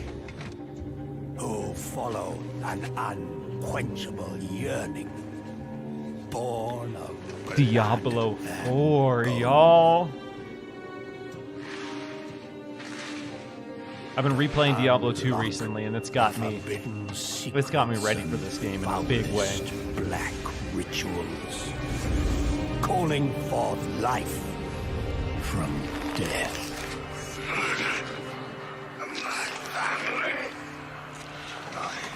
They know how to do cinematic trailers. I'll give them that. I know everyone complains about cinematic trailers, but not when it comes to Blizzard. To truly embrace this power, you must take it into the world. You will be shunned, scorned, marked as a living sacrifice to this profane knowledge.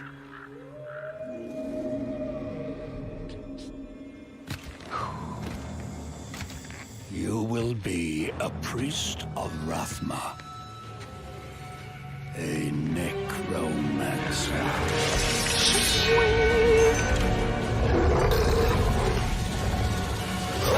And you will not confront the darkness alone. Yes. We are the speakers of the dead, and the dead have no mercy.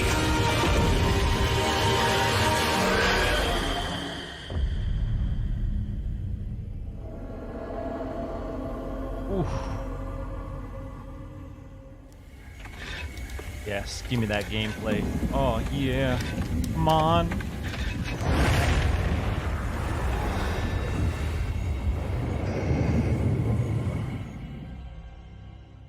I'm very excited to announce our fifth and final class, the Necromancer, a commander of the undead who joins the other iconic classes around the campfire in Diablo 4. These include the mighty barbarian, the elemental sorceress, the crafty rogue, and the powerful druid. And you'll want them because the demon Lilith, Now the I'm daughter of torn. Do I hatred, go has necromancer or returned druid and first? spreading corruption and evil as she fights to reclaim our dark Gothic world as her own. And it's up to you to stop her. Now, Diablo 4 is the culmination of the 25-year history of the franchise, building on top of the best of what's come before with some, unique twists all its own. So let's dig a little deeper by watching, for the first time I might add, some Xbox Series X gameplay. Yep. While hearing from a few of the many people behind the game.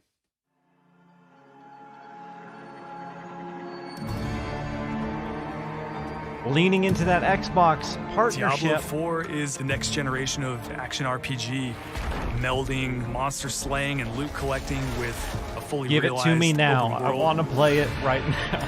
It's not for the faint of heart.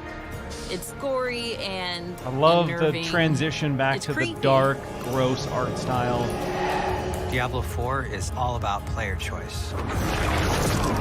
It takes all of the pillars of a Diablo Tidal game wave and just of expands blood? them Come on, now. with all the new features that people really love and appreciate in modern games. Whoever you see yourself being, you can create in Diablo 4. It's important to include robust character customization because then I Yeah. can play the Yeah. fantasy that I want to play.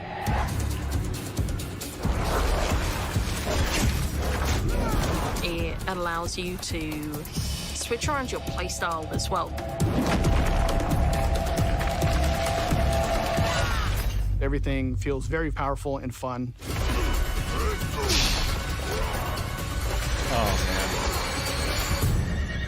One of the really cool things about having an open world is your journey that you take throughout Diablo 4 is your own. There's no linear path that you have to follow. We've Love got hearing that. almost 150 dungeons in the game. There's all kinds of surprises as you're exploring. Strongholds are an enemy territory that you need to reclaim.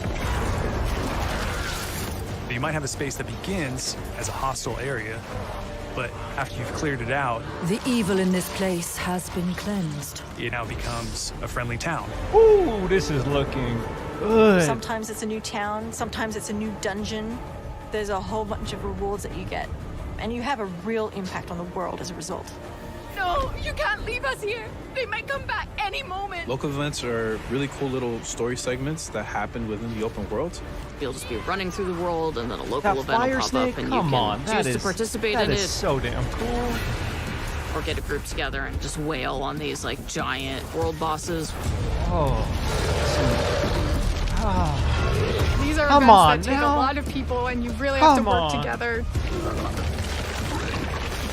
Being able to see all the players on your screen, collaborating, trying to take this big monster down, it's epic. It's so easy to create a community. It makes Diablo more of a social experience. We've got fully enabled crossplay. If you have an Xbox and your buddy has a PC, you're going to be able to group up. Or you could play couch co-op. Two people on a couch can sit there and have a great experience. Couch We've co-op created confirmed. That's specific cool. zones where players can engage That's in PvP. the first time I ever played Diablo. You go there, and the you reason can that I start fell in swinging love away with at people. Diablo is I played Diablo But 1 you're also on opening PS1 yourself up to being with swung two-player at. co-op. And then If since you're, then, like, I've been there day really, one. really good, Diablo the 2 game actually PC. marks you Begged as, my like, parents to get champion a on the gaming map. PC so I could play Diablo 2. You basically become a loot pinata and everyone wants to chase you down. The last story mission is really the beginning of a whole different part of the journey. Now you're set up for the end game, and that end game is rich with things to do that allow you to get more and more powerful. Whether it's new items or new dungeons or new Paragon boards, every single time you come back to play Diablo 4, there's going to be new stuff for you to Let experience. me grind. And it's something that we're going to support for years to come. I'm really excited for folks to get their hands on Diablo 4. Just to see millions of people Give us the really date. enjoying Give us the date. different options. Come on, Do a 2022, campaign. baby. Local Come events, on, big money, no co-op. whammies. Endgame. PvP, it almost doesn't end. And we are so close. Oh, what are they hitting us with? Come on, 2022, please. Do it. Oh, damn. 2023. Still exciting. Still not too far away, but come on. So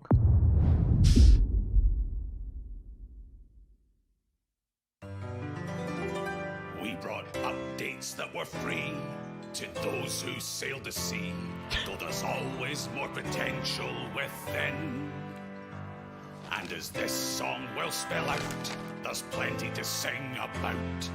Now that you can finally be a captain. the captaincy update? People have been... Come on. Decorated with what you acquire. Then to satisfy your vanity, as long as there's no profanity, you can name it just how you desire. Yeah, let's go. About time. To set sail as a pirate captain. There's boatloads of new features we proclaim. Oh, to set sail as a pirate captain.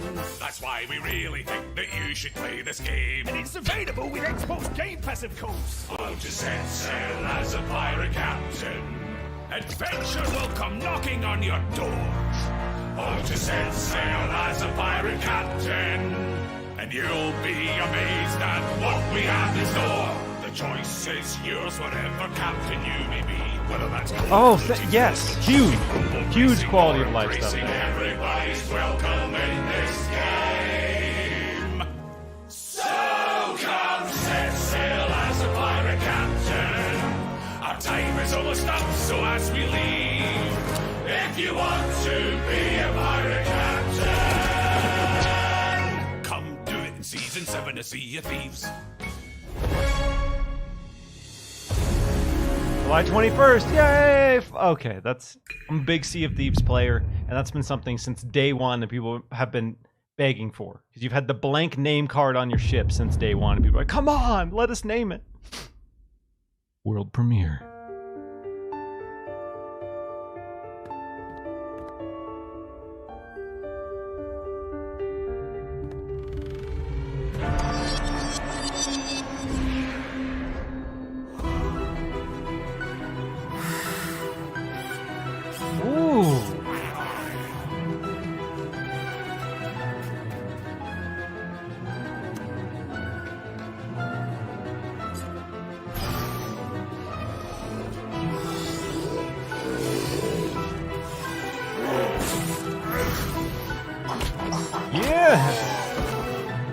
I still need to go back and finish Echo Generation. I really liked it, but I only played maybe like 2 hours. I barely even scratched the surface of that game.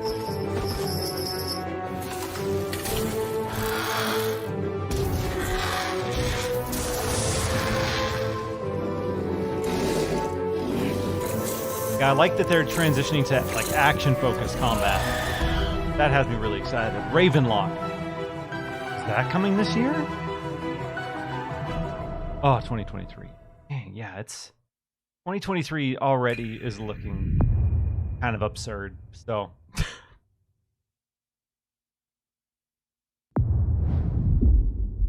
lots of world premieres.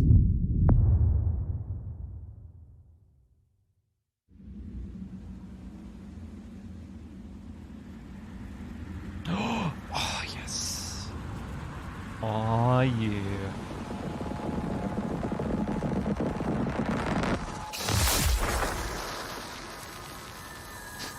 What do we have here?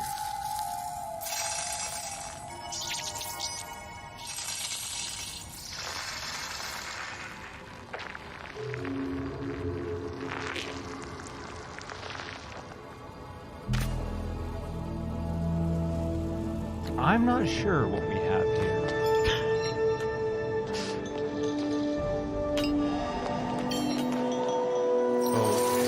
From one of the leads of Limbo and Inside, but this looks like a big departure.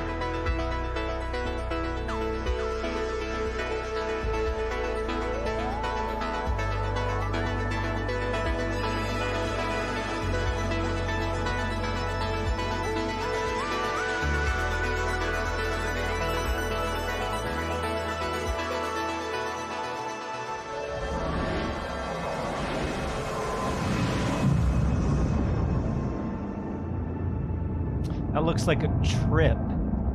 What is this? Cocoon. Yeah, all right. Another Game Pass get. All right. We still got about 20 minutes left of the show.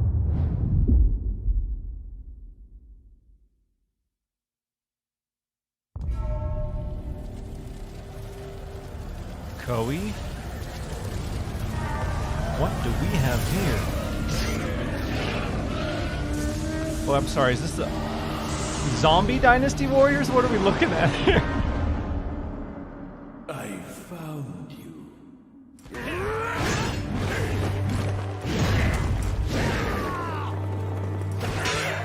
Bearer of the eternal elixir field.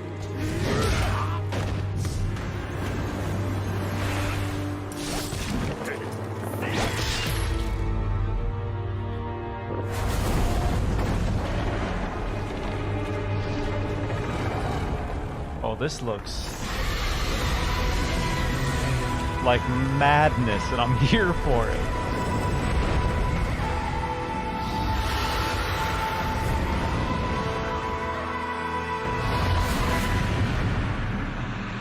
Wolong Fallen Dynasty.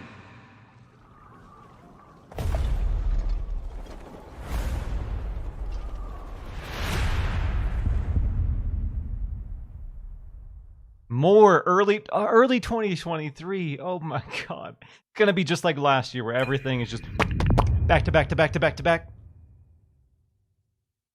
And day one in Game Pass? Let's go.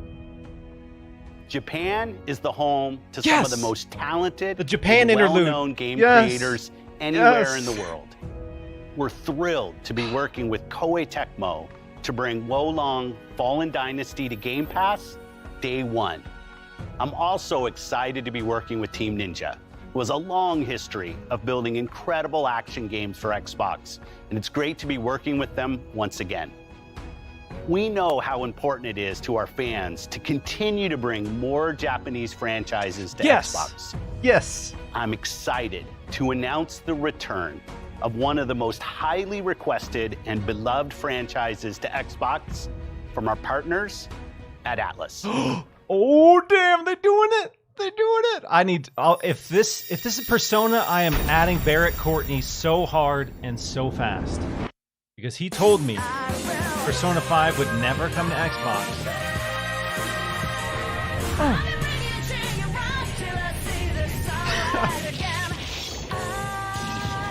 Oh.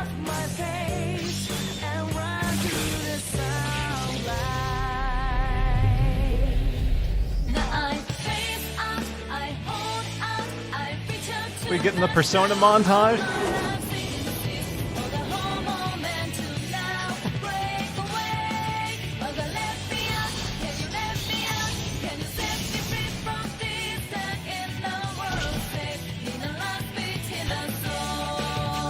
There we go. Now do it. Hit us with the big one. Hit us with the big one. Yeah, baby. Yeah, baby. Barrett Courtney. You owe me something.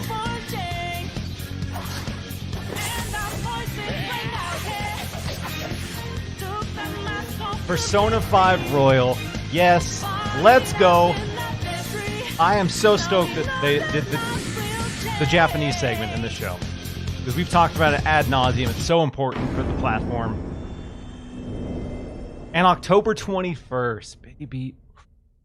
Oh, damn, girl. Don't let your dreams be dreams, y'all. This isn't Legend of Mana, but whatever. You know. I'll take it. I'll take it. Now, I'm excited to announce a special partnership between Xbox Game Studios and one of the greatest creative minds and innovators in our industry. I'm sweating. Someone that I'm I sweating, have admired for many years. Today, I'm pleased to share we will be working together to create a brand new experience like we've never seen before. Come on, come on. Yes! Yes! こんにちは。小島秀夫Hideo! です。ずっと作りたかったゲームがあります。それは誰も体験したことも見たこともない全く新しいものです。それが作れる日が来るのをずっと待っておりました。マイクロソフトの最先端クラウドテクノロジーと、Kojima 市 Cloud 場の変化によって Game その confirmed, 未知な baby. る構想への挑戦がようやく可能となりました。少し時間はかかるかもしれませんが、これから、Xbox ゲームスタジオと提携し、皆さんに喜んでいただけるニュースをお届けしていきたいと思います。Oh, just the tease, huh? Just the tease. Just confirmation that it's real. We're thrilled to have Kojima Productions working with our teams at Xbox Game Studios. Today, for the first time ever, we have focused on showing you games that you can play over the next 12 months. Today's show celebrates a diverse lineup of global game creators of all sizes who bring with them unlimited potential.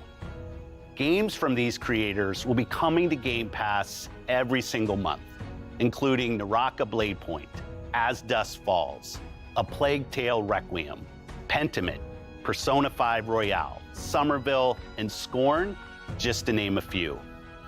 And we start 2023 with the launches of some of the most anticipated titles from the teams at Xbox and Bethesda.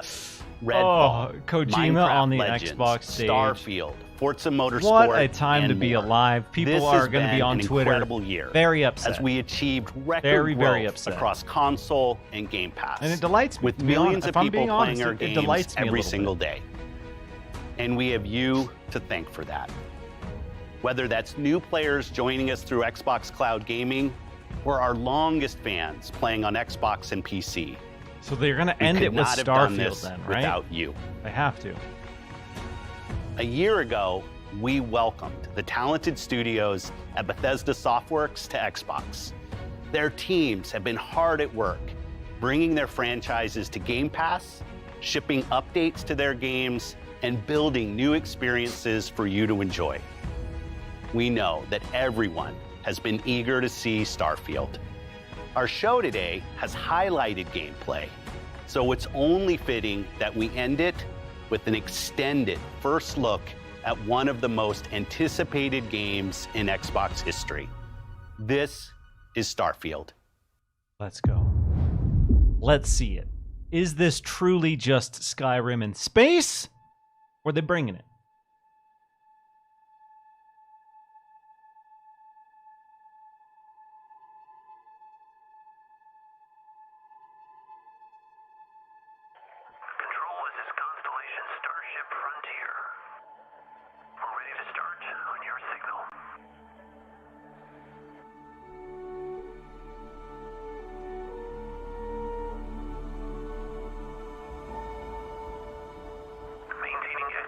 I'm gonna kick back and just soak it up.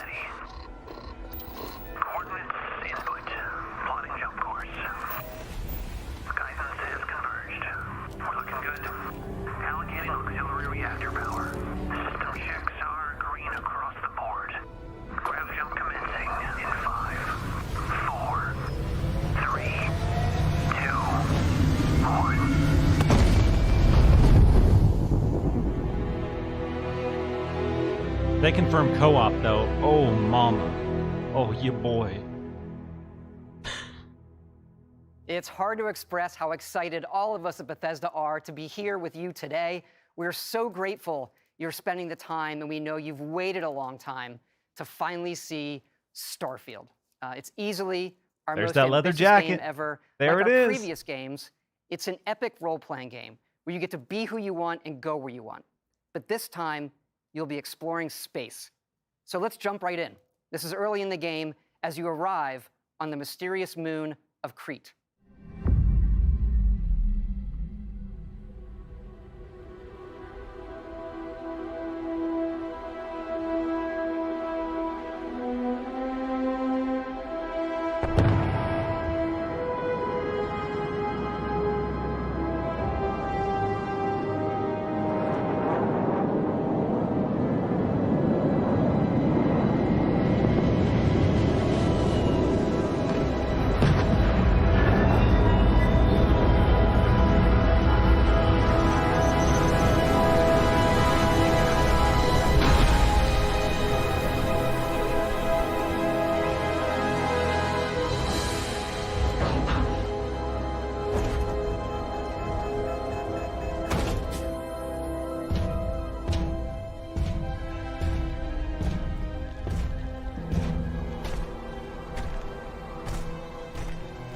According to the scanners, the abandoned research facility is in this direction.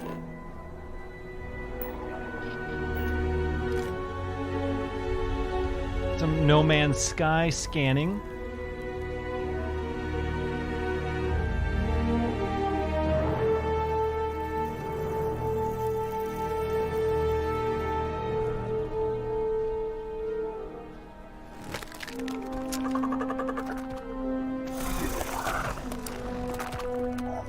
Alright, like seeing some alien creatures.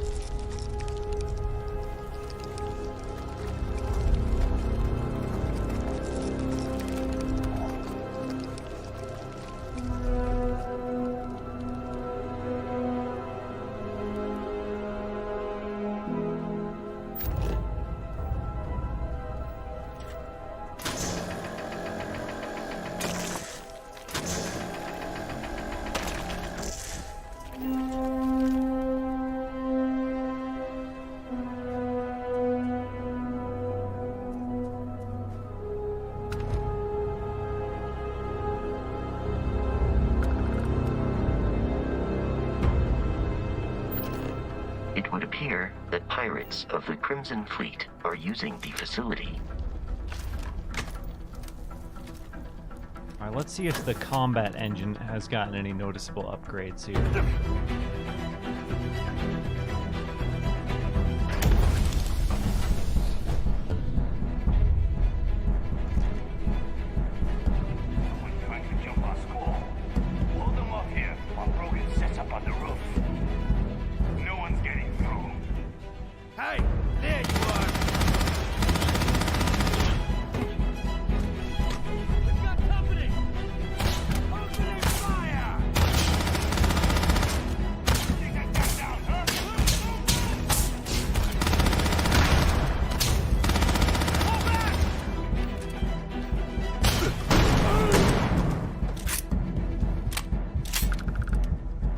Seems like the gunplay's been tightened up a little bit compared to Fallout.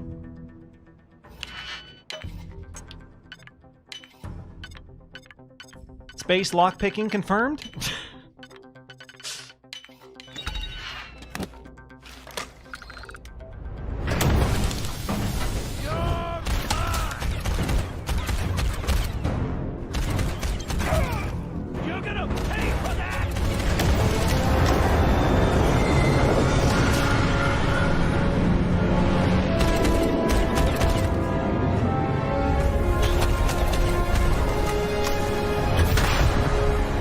Oh yeah, that's cool.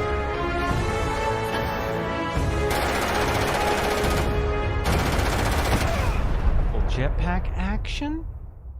After some initial encounters, you're invited to join Constellation, who, in the future the game is set in, are the last group of space explorers. To meet them, you'll head to the capital city of New Atlantis.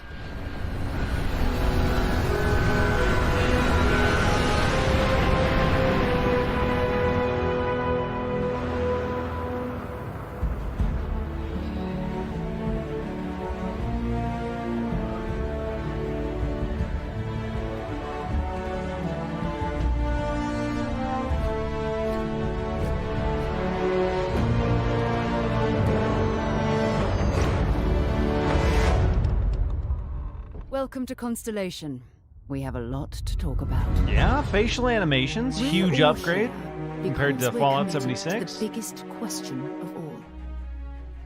What's out there? These artifacts could be everything we've been looking for. As to what they are, what they're building, you'll be part of solving that puzzle now. So, you found something? The new guy found it. You dug up the artifact, right? That means you saw it. The visions? The artifact you found appears to be one of many, scattered across the galaxy. If we can find more, we can unlock their secrets. Beautiful, isn't it? The man who sold me this told me that it spoke to him. Of course, the settled systems is full of groups with other priorities. That's the Crimson Fleet! Everybody get ready! The fleet doesn't follow the rules. Agreed to work for UCC Dev. And together, we take down these cutthroat pirates. We're not just here to shoot the bad guys. We're peacekeepers. We protect the people of the Free Star Collective. When you sign up with the Crimson Fleet, no one quits. The only way out is death. The path ahead may be dangerous. But we are not stopping. Most Dusties don't even make it this far. Because whatever lies at the end of this road will change humanity. Yeah, there we go. Forever.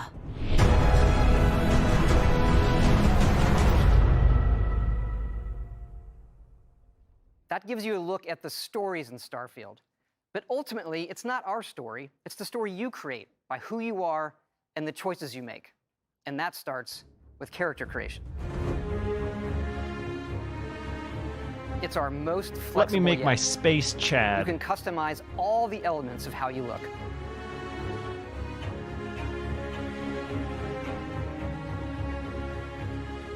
You'll pick a background that gives you 3 starting skills. Says here you spend some time as a diplomat. Having a way with words might prove useful. There are optional traits, and these come with unique advantages and disadvantages. Like but that. It's not just in how you can look, but in how your Hopefully character expand plays some of the and dialogue. develops. The skill system combines the best from our previous games, and you can unlock new skills as you level up, and then you rank those skills up by using them and completing challenges. And there's deep crafting systems, from running research projects with the resources you find, to crafting weapon mods needed to survive.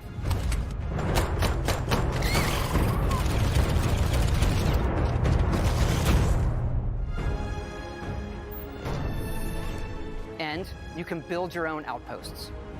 These act as a home away from home for survival and resource generation.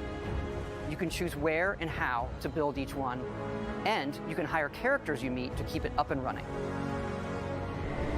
But that's not all.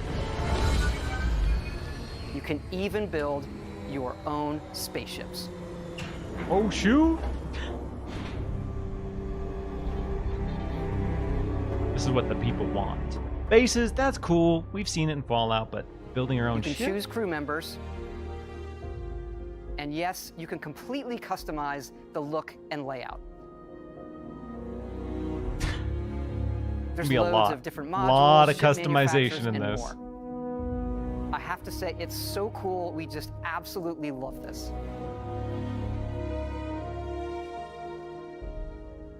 It's not just how the ship looks, it's how it performs, from engines to shields to weapon systems, because yes, you can fly it.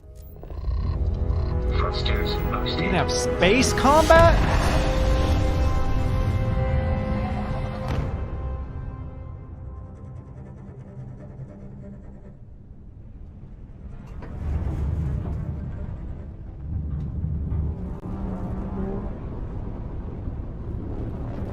Are they going to show them? I want to see them enter a planet's atmosphere from space. Are they actually going to give us that transition? 'Cause that would be impressive.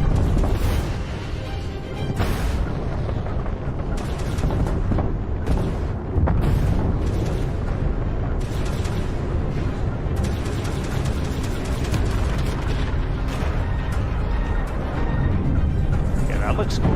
That looks really cool.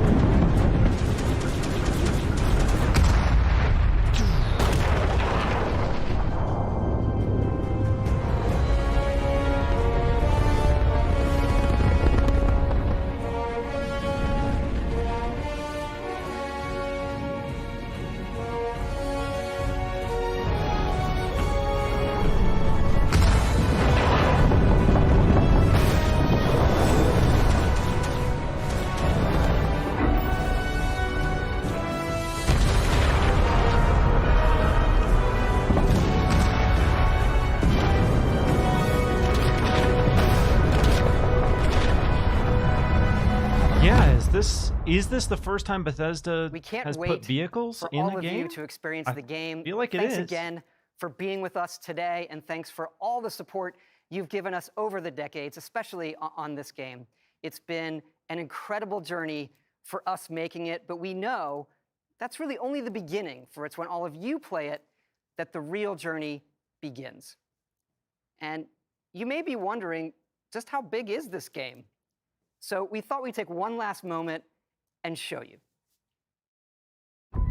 Let's take a look at one of our planets, Jemison. Enter the You can land into atmosphere. Oh, Atlantis, come on. but you can also land and explore anywhere on the planet.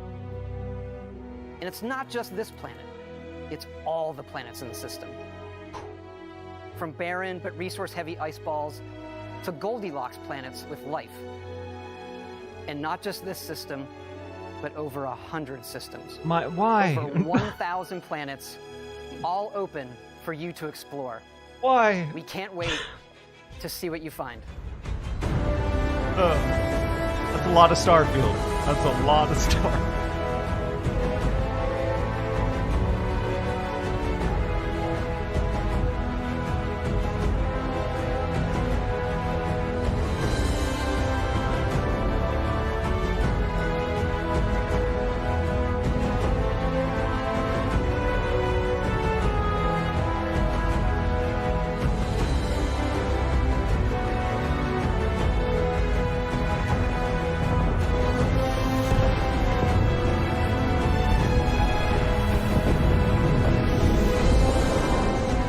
A 1,000 planets. Come on, Todd. I mean, that's cool. I'm very curious to see what that means when you're actually playing, but yeah, that's big. It's a big number. Oh, there it is. We finally saw Starfield. We finally saw it. I know it's been the meme, but why be excited? You haven't even seen gameplay, but I mean, Bethesda's done an amazing job creating video game worlds. There was no way this wasn't going to be exciting for a ton of people. So it's really nice to see, 10 straight minutes? Over 10 minutes-ish of gameplay. So we have an idea of what on Earth, or not on Earth, Starfield is. And then here's the hype recap of the trailer. The Warthog and Flight Sim. I almost forgot about that. All right, well, let me switch back over my view here.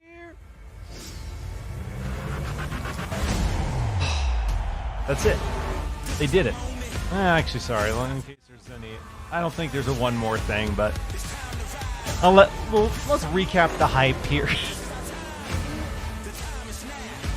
Sorry, yes, Pelican from Halo Infinite, not Warthog. Well, appreciate everyone tuning in, hanging out.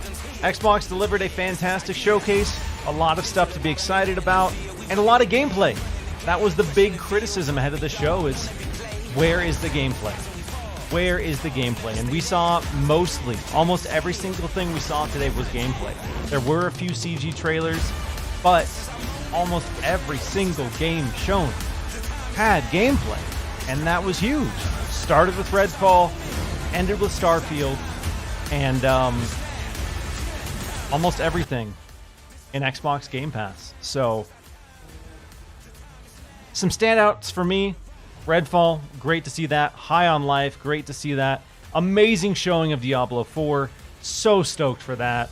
So stoked for Diablo 4. Was really hoping Diablo 4 would somehow manage to come out this fall, but 2023, I'll take it. But in a twist I did not see coming, we got Overwatch? Overwatch for 2023. Overwatch coming October. A lot of the games that we saw today are coming October. October of this year is looking incredibly stacked for Game Pass. Looking incredibly stacked in general. And then obviously, big standout, the confirmation of the Kojima Cloud game. Was hoping for a teaser. Was hoping for at least the name of the project. But it's real. There's been a lot of people who said it's not real. It would never happen. Kojima would never work on an exclusive Xbox project. Kojima would never work with Xbox. And we got the man himself on stage. I've been talking about since Summer Game Fest Live that I didn't imagine a world where Kojima wasn't here at one of these conferences in some capacity. And sure enough, comes out on the Xbox stage and confirms the long-rumored project. Jeff Grubb nailed it. Got it right again. So appreciate all his reporting because he's been talking about this for a little while. Reiterated very recently that this project is still in the works, and now here it is for the world to see. So incredible that we had the moment where Phil Spencer came out and addressed Japan, because I've been very vocal. Windows Central's been very vocal. We've been writing reports about Xbox's position in Japan, their history in Japan, how they lost momentum, how time and time again we see games from Japanese developers skip the Xbox platform, and they've been working hard to correct it. There's no denying that. But it is great to see that they're not discouraged. It's great to see that they're still investing in that, and we got that nice little slice of Japanese-centric gameplay and Japanese-centric reveals. Persona 5 Royal. Persona's on Xbox, baby. They did it. That was huge. We all wanted Final Fantasy VII Remake and Persona 5. We got one of them. We got Persona 5. There's probably a lot of people very bummed that we didn't see Final Fantasy VII Remake. There is the anniversary stream for Final Fantasy happening next week as well. So there's maybe one more chance it comes to Xbox, or they announce that it's just coming to Steam, and then the hope for the Xbox versions dwindles even further. No Legend of Mana, no Mana games on Xbox, but whatever. I'm fine. I'm doing okay. I'm doing all right. I'll cope. It was just really impressive to see Xbox address the concerns of this show. Address the concerns of the community with this show, because like we touched on a lot going into this, people wanted gameplay. Like that was the one thing that Microsoft was getting skewered for consistently, because they focus heavily on CG. And as cool as CG is for new reveals, at a certain point you want to see what the game looks like. We can fill in the gaps with our imagination, but sometimes that's not the reality of the game. So to see extended looks at Starfield and Redfall, high on life. I'm just constantly thinking about that because it looks so weird, so good.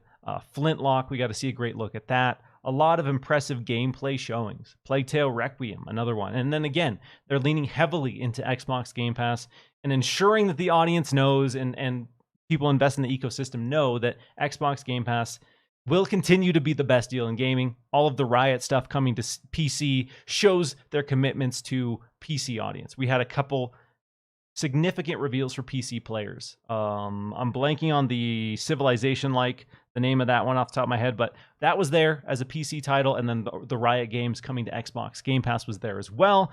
Huge deals. And again, what is important about these shows is I know not every reveal was for everyone. Like me personally, I'm not a big fan of RTS games. I'm just not. It's just not my cup of tea. But it was cool to see that Microsoft had a huge amount of diversity at this show, because they really want to let everyone know that Xbox, no matter what you like, what you want to play, they have something for you. And I think they did another great job this year showing it.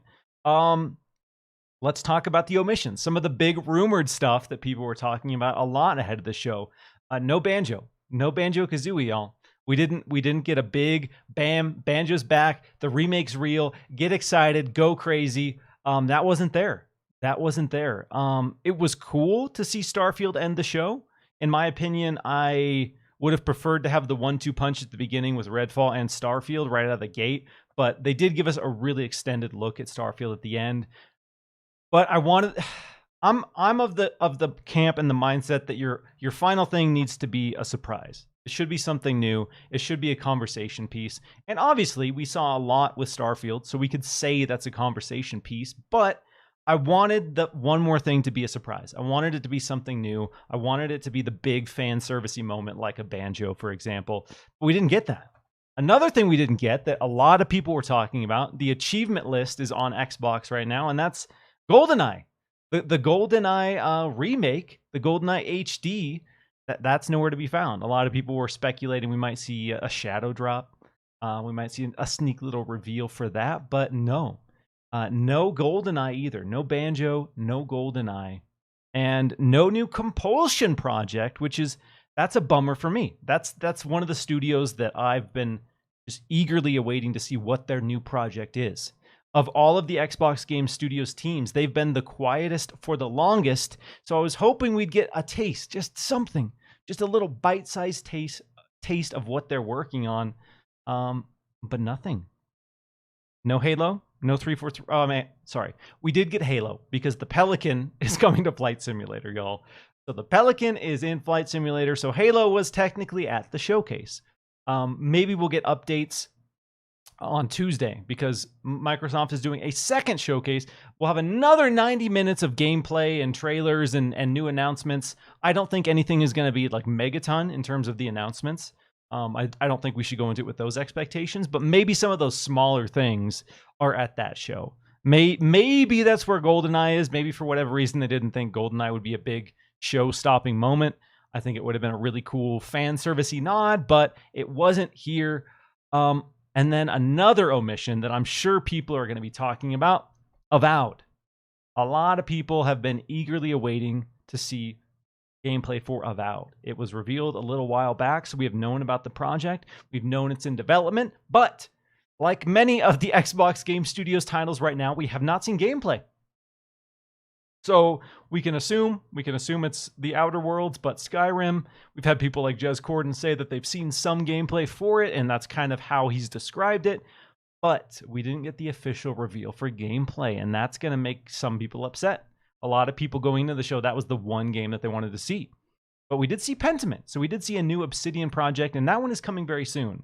So thankfully, there are a couple standouts that are coming within the next few months and launching in Xbox Game Pass. We have Scorn, we have A Plague Tale Requiem, we have Atomic Heart, we have Gunfire Reborn, which, again, has been out on PC for a little while, but is such a great game. So there are some noteworthy additions. Overwatch 2 coming in October, basically. The early access, we'll see exactly what that looks like, but essentially they're flighting Overwatch 2 to Xbox and PC in October. So that is a big get. Again, really impressed with the showing of Diablo 4. Really great look at that game. Shows the scope. Those raid world bosses, when they had like 10 people fighting the giant monster in the field. Yes, they're leaning into MMO mechanics in an interesting way. And so far, what we've seen doesn't look too MMO-y, because I was afraid they would go way too far in that direction. But it is a shared world. It does have some cool social dynamics to it, and it is a more multiplayer-centric Diablo game. So, some great showings. Let me go through this chat here and catch up on how everyone's feeling. If you're listening now, still excited, appreciate you hanging out, appreciate you tuning in. Drop a score. Let's say we're rating this show out of 10. How did Microsoft do this year? Did they deliver enough for you? Do you have any glaring criticisms of this show? How are you feeling overall? Very curious to know. I thought overall it was a great show. It wasn't a mind-blowing 10 out of 10 show because, again, it didn't have a couple big surprises and a couple of big fan servicey moments. But outside of that, they did such a good job showing a huge portfolio of games and showing a ton of gameplay. And like we talked about before the show, there's nothing more exciting than gameplay. There's nothing more exciting than seeing how this game is going to look, seeing how it's going to run. So it was really cool that they leaned into that. And we had Sarah Bond come out and say, everything here is coming within 12 months, and most of what we're showing today is gameplay. And they delivered on that. They delivered on that in a huge way. Over 30 games launching in Game Pass. Also, big deal. A lot of stuff to be excited about. We got, Regan saying 5 out of 10. I saw a couple 5 out of 10s. I feel like that's a bit aggressive. 4 out of 10? 2 out of 10? Wow. I don't feel like some of those are genuine, but, you know, you're entitled to your opinion there. I'm probably leaning towards an 8 myself. That's kind of how overall, great show. I didn't get enough from the Kojima project to really get super amped up. I didn't get a big surprise at the end to get super amped up. But we did see a lot of new announcements and a lot of new games that looked really cool. Cucumber? I'm probably butchering the name. The team that did Echo Generation, their new project looks so good. So good. So excited for that. Cocoon from one of the leads of Inside and Limbo. That looks like an absolute trip. So again, a good blend of AAA games and some cool indie projects as well. So they leaned into indie projects in a good way. And then Silksong, I almost forgot. The second thing they showed at the showcase was Silksong, and announced that Hollow Knight Silksong is coming to Xbox Game Pass very, very soon. That's a huge deal. Again, even if you're not the biggest indie fan, that is the game that everyone has wanted at their showcase. Everyone assumed it was going to be at a Nintendo showcase. So for Xbox to lock that down for their showcase and then launch it in Xbox Game Pass, that is such a huge deal for a lot of people. So almost forgot about that, but that is a really cool announcement. The Riot Games thing, also cool for people on the PC side. I don't think that was a megaton for a lot of people, but Riot Games has a huge community, a ton of players, stuff like Valorant, League of Legends. That world has a diehard following. So to see them lean into that on PC, also really cool. So it was a good kind of mix of strategic business moves for the platform, and then they also showed their commitment to areas they are lacking, PC in particular. Love the segment with Phil coming out and talking about Japan, bringing Persona 5 to Xbox. Such a big deal, such a huge deal, because Xbox has struggled with Japanese titles, and there's been a lot of publishers and developers who just skip the platform. And there's conspiracy theories online that so-and-so hates Xbox, or so-and-so hates Xbox fans, whatever the case might be. But the reality is Xbox wasn't an enticing platform for some of those people for financial reasons. And a lot of them, it was just a numbers thing. It was just strictly a business numbers thing. They didn't think the investment into a port for the Xbox platform was justifiable. So as Xbox gets more noteworthy titles like your Personas, like your Tales of Arise, like the Tales series, a lot of those big noteworthy franchises, as more and more of those continue to be on the platform, it'll become easier and easier and more worthwhile for a lot of these Japanese teams to make Xbox ports. Again, no Legend of Mana. No Mana games, but I can get over it. You know, baby steps. We got Persona. I think objectively Persona is a bigger deal for the average person than the Mana series, but whatever. We got it. We're heading in the right direction. So again, overall, I think this was a fantastic show. Overall, I really, really do. But there were a couple omissions that are going to upset people. Avowed, Banjo-Kazooie. And again, that's why at the start of this show, I was talking about, let's get excited, let's get amped up, but just be prepared on the other side of this to have that one thing that you wanted so bad to not be there, because it's just the reality. We don't always get what we want every single time. I'm still hopeful that there is going to be something for Banjo fans. I really, really am. Who knows when it's coming? Who knows who's making it? But I can't imagine that there's nothing Banjo-related happening right now. And the GoldenEye thing, with the achievements being on the Xbox front, it's just a matter of time at this point. And I'm curious to see what they're waiting for with that. I know there was the whole situation with Russia earlier this year, and I am wondering if that is a factor because of all of the Russian focus of GoldenEye. And the fact that, you know, Russia's not on anyone's good side in the global sense right now. So I'm wondering if that is factoring in. They're like, didn't want to deal with the negative connotations associated with that. I don't know, but the achievements are up, so it has to come out sometime soonish. And I was really, really hoping for just the shadow drop. Just, again, fan servicey moment. We didn't get a single shadow drop. And again, we don't have to have shadow drops for it to be a good showcase, but come on, we didn't get a single one. And that's again, sometimes the shadow drops are small things, little updates, little bits of DLC, smaller games, but no matter what it is, there's always that energy and excitement and that, oh, I can play that right after the show, right after the showcase wraps, I can go play that. We didn't get one. And that's another, again, when we're talking about pacing, we're talking about excitement, when we're talking about energy of a show production, that was a miss. That was another miss. Oh yeah, and then people are talking about again, I knew people would be mad if we didn't see Avowed. I was hoping we'd see Avowed, and I was hoping we'd see Everwild. That was one that I was talking about ahead of this show, that I hope we see some in-engine slice of Everwild, because now we have State of Decay 3, now we have Fable, now we have Perfect Dark, now we have Everwild, now we have Compulsion Games, now we have Avowed. We have all of these games that we know are happening, but we still haven't seen gameplay. So I think for the people who were looking to those games, you didn't get enough there. You didn't get enough of the Xbox Game Studios titles at this show. And for some people, that's going to be an issue. I think if ignoring some of the first-party Xbox Game Studio stuff, there's still a lot coming out that I'm excited to play. I still think that's a really big deal. But yeah, in the next 12 months, we're not getting a ton of Xbox first party. We're getting Pentiment, we're getting Forza Motorsport, and am I missing anything? Is that it for first party? There's some partnership projects as Dusk Falls. That's coming. I guess if you want to count Overwatch, that's not technically first party. The deal hasn't closed, but we have Overwatch and Diablo, depending on where you want to consider those in the grand scheme of things, but not a ton of first party stuff coming soonish. Oh yes, Grounded. Okay, yes, again, a huge Grounded fan. Was stoked to see the 1.0 confirmation. Stoked to see that coming later this year as well. So there are a decent number of games launching in Game Pass before the end of this year. A really impressive number of them. Whether they're for you, I can't say. I don't know if that's going to be for you, but I think they have a good diverse slate coming. Scorn looks great. Grounded looks great. What else? Silk Song. There's a lot. There's a lot of stuff worth getting excited about. And it was cool that everything we saw at this show we know is coming within 1 year. I thought that was a really impressive, smart way to do this. So we know now that Starfield is coming before June. And so there was speculation after the first delay, and they just said 2023. Is it coming early? Is it coming late? When is it dropping?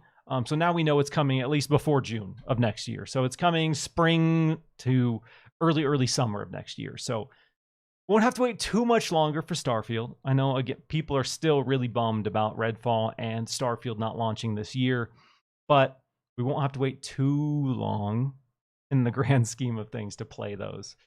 We didn't see any other...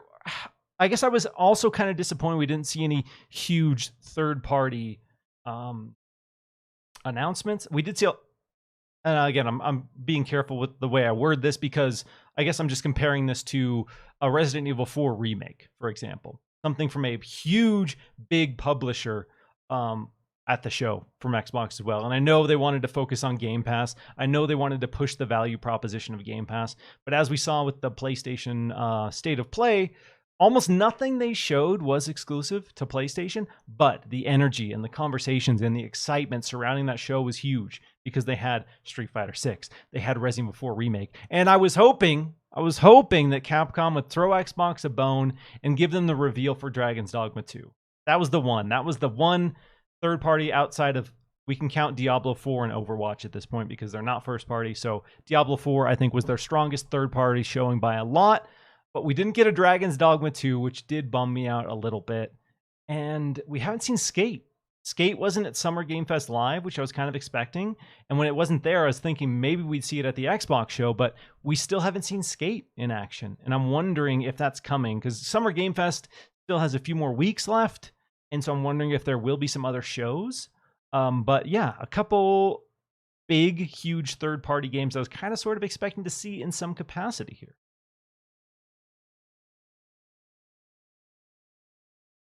All right, let me catch up and see how everyone's feeling here.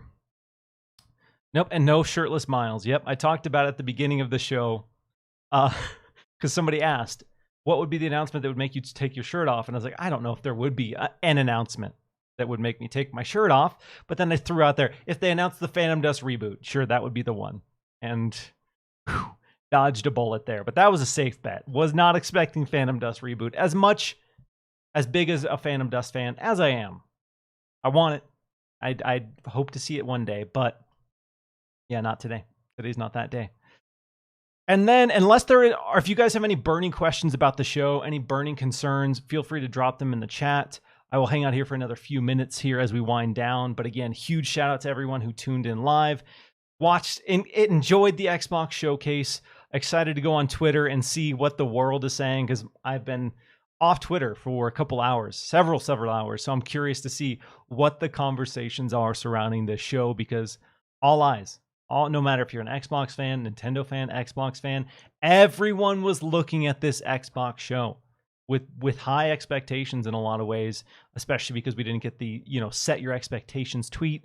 We had people talking about huge reveals at the show. I'm curious to see what the old discourse looks like surrounding the Xbox and Bethesda Games Showcase. And now I'm very curious to see what this second showcase has to offer. I'm curious to see how many new announcements they have, what expansions and what content they're going to lean to. Are we going to get the gameplay breakdown for Forza Horizon Hot Wheels? Are we going to get a better look at Season 7 of Sea of Thieves? Or are we going to get a lot of new announcements here? So I'm really curious to see what they do with another 90 minutes of Xbox stuff. There will be slower developer interviews, stuff like that focuses on the team, which is awesome. So I'm curious to see what they can do with that 90 minutes. Jupiter asks, Miles, going to be joining any podcast soon? I don't know. I've done so many in the last couple of days. I did 3 alone yesterday. So I kind of just want to take a break, honestly. I'm going to jump off this stream, go check on our work Slack, see if there's any outstanding articles or editorials that need written up for Windows Central. And then from there, I'm going to probably drink some beer. If I'm being honest with everyone, it's an amazing time for gaming. It's a busy time for gaming, and I'm looking forward to kicking back and trying to enjoy the last bit of my Sunday here. Randall Thor gave it a B-/C. Oof. Probably because Rand took a lot of prediction L's at this show. But yeah, I could see that. I could see B- for sure. I'm at an 8 out of 10, which is, technically, if we're going by a grade school standard, 80, that's a B-. So yeah, I'm in line with that. 8 out of 10, I think, is pretty fair. But yes, very curious to go on Twitter. And with all of that, thanks so much for joining us. I am going to end the show here. Have a fantastic weekend, everyone. I look forward to talking to all of you about Capcom on Monday and Xbox again on Tuesday. I'll catch you later. Peace out, everybody.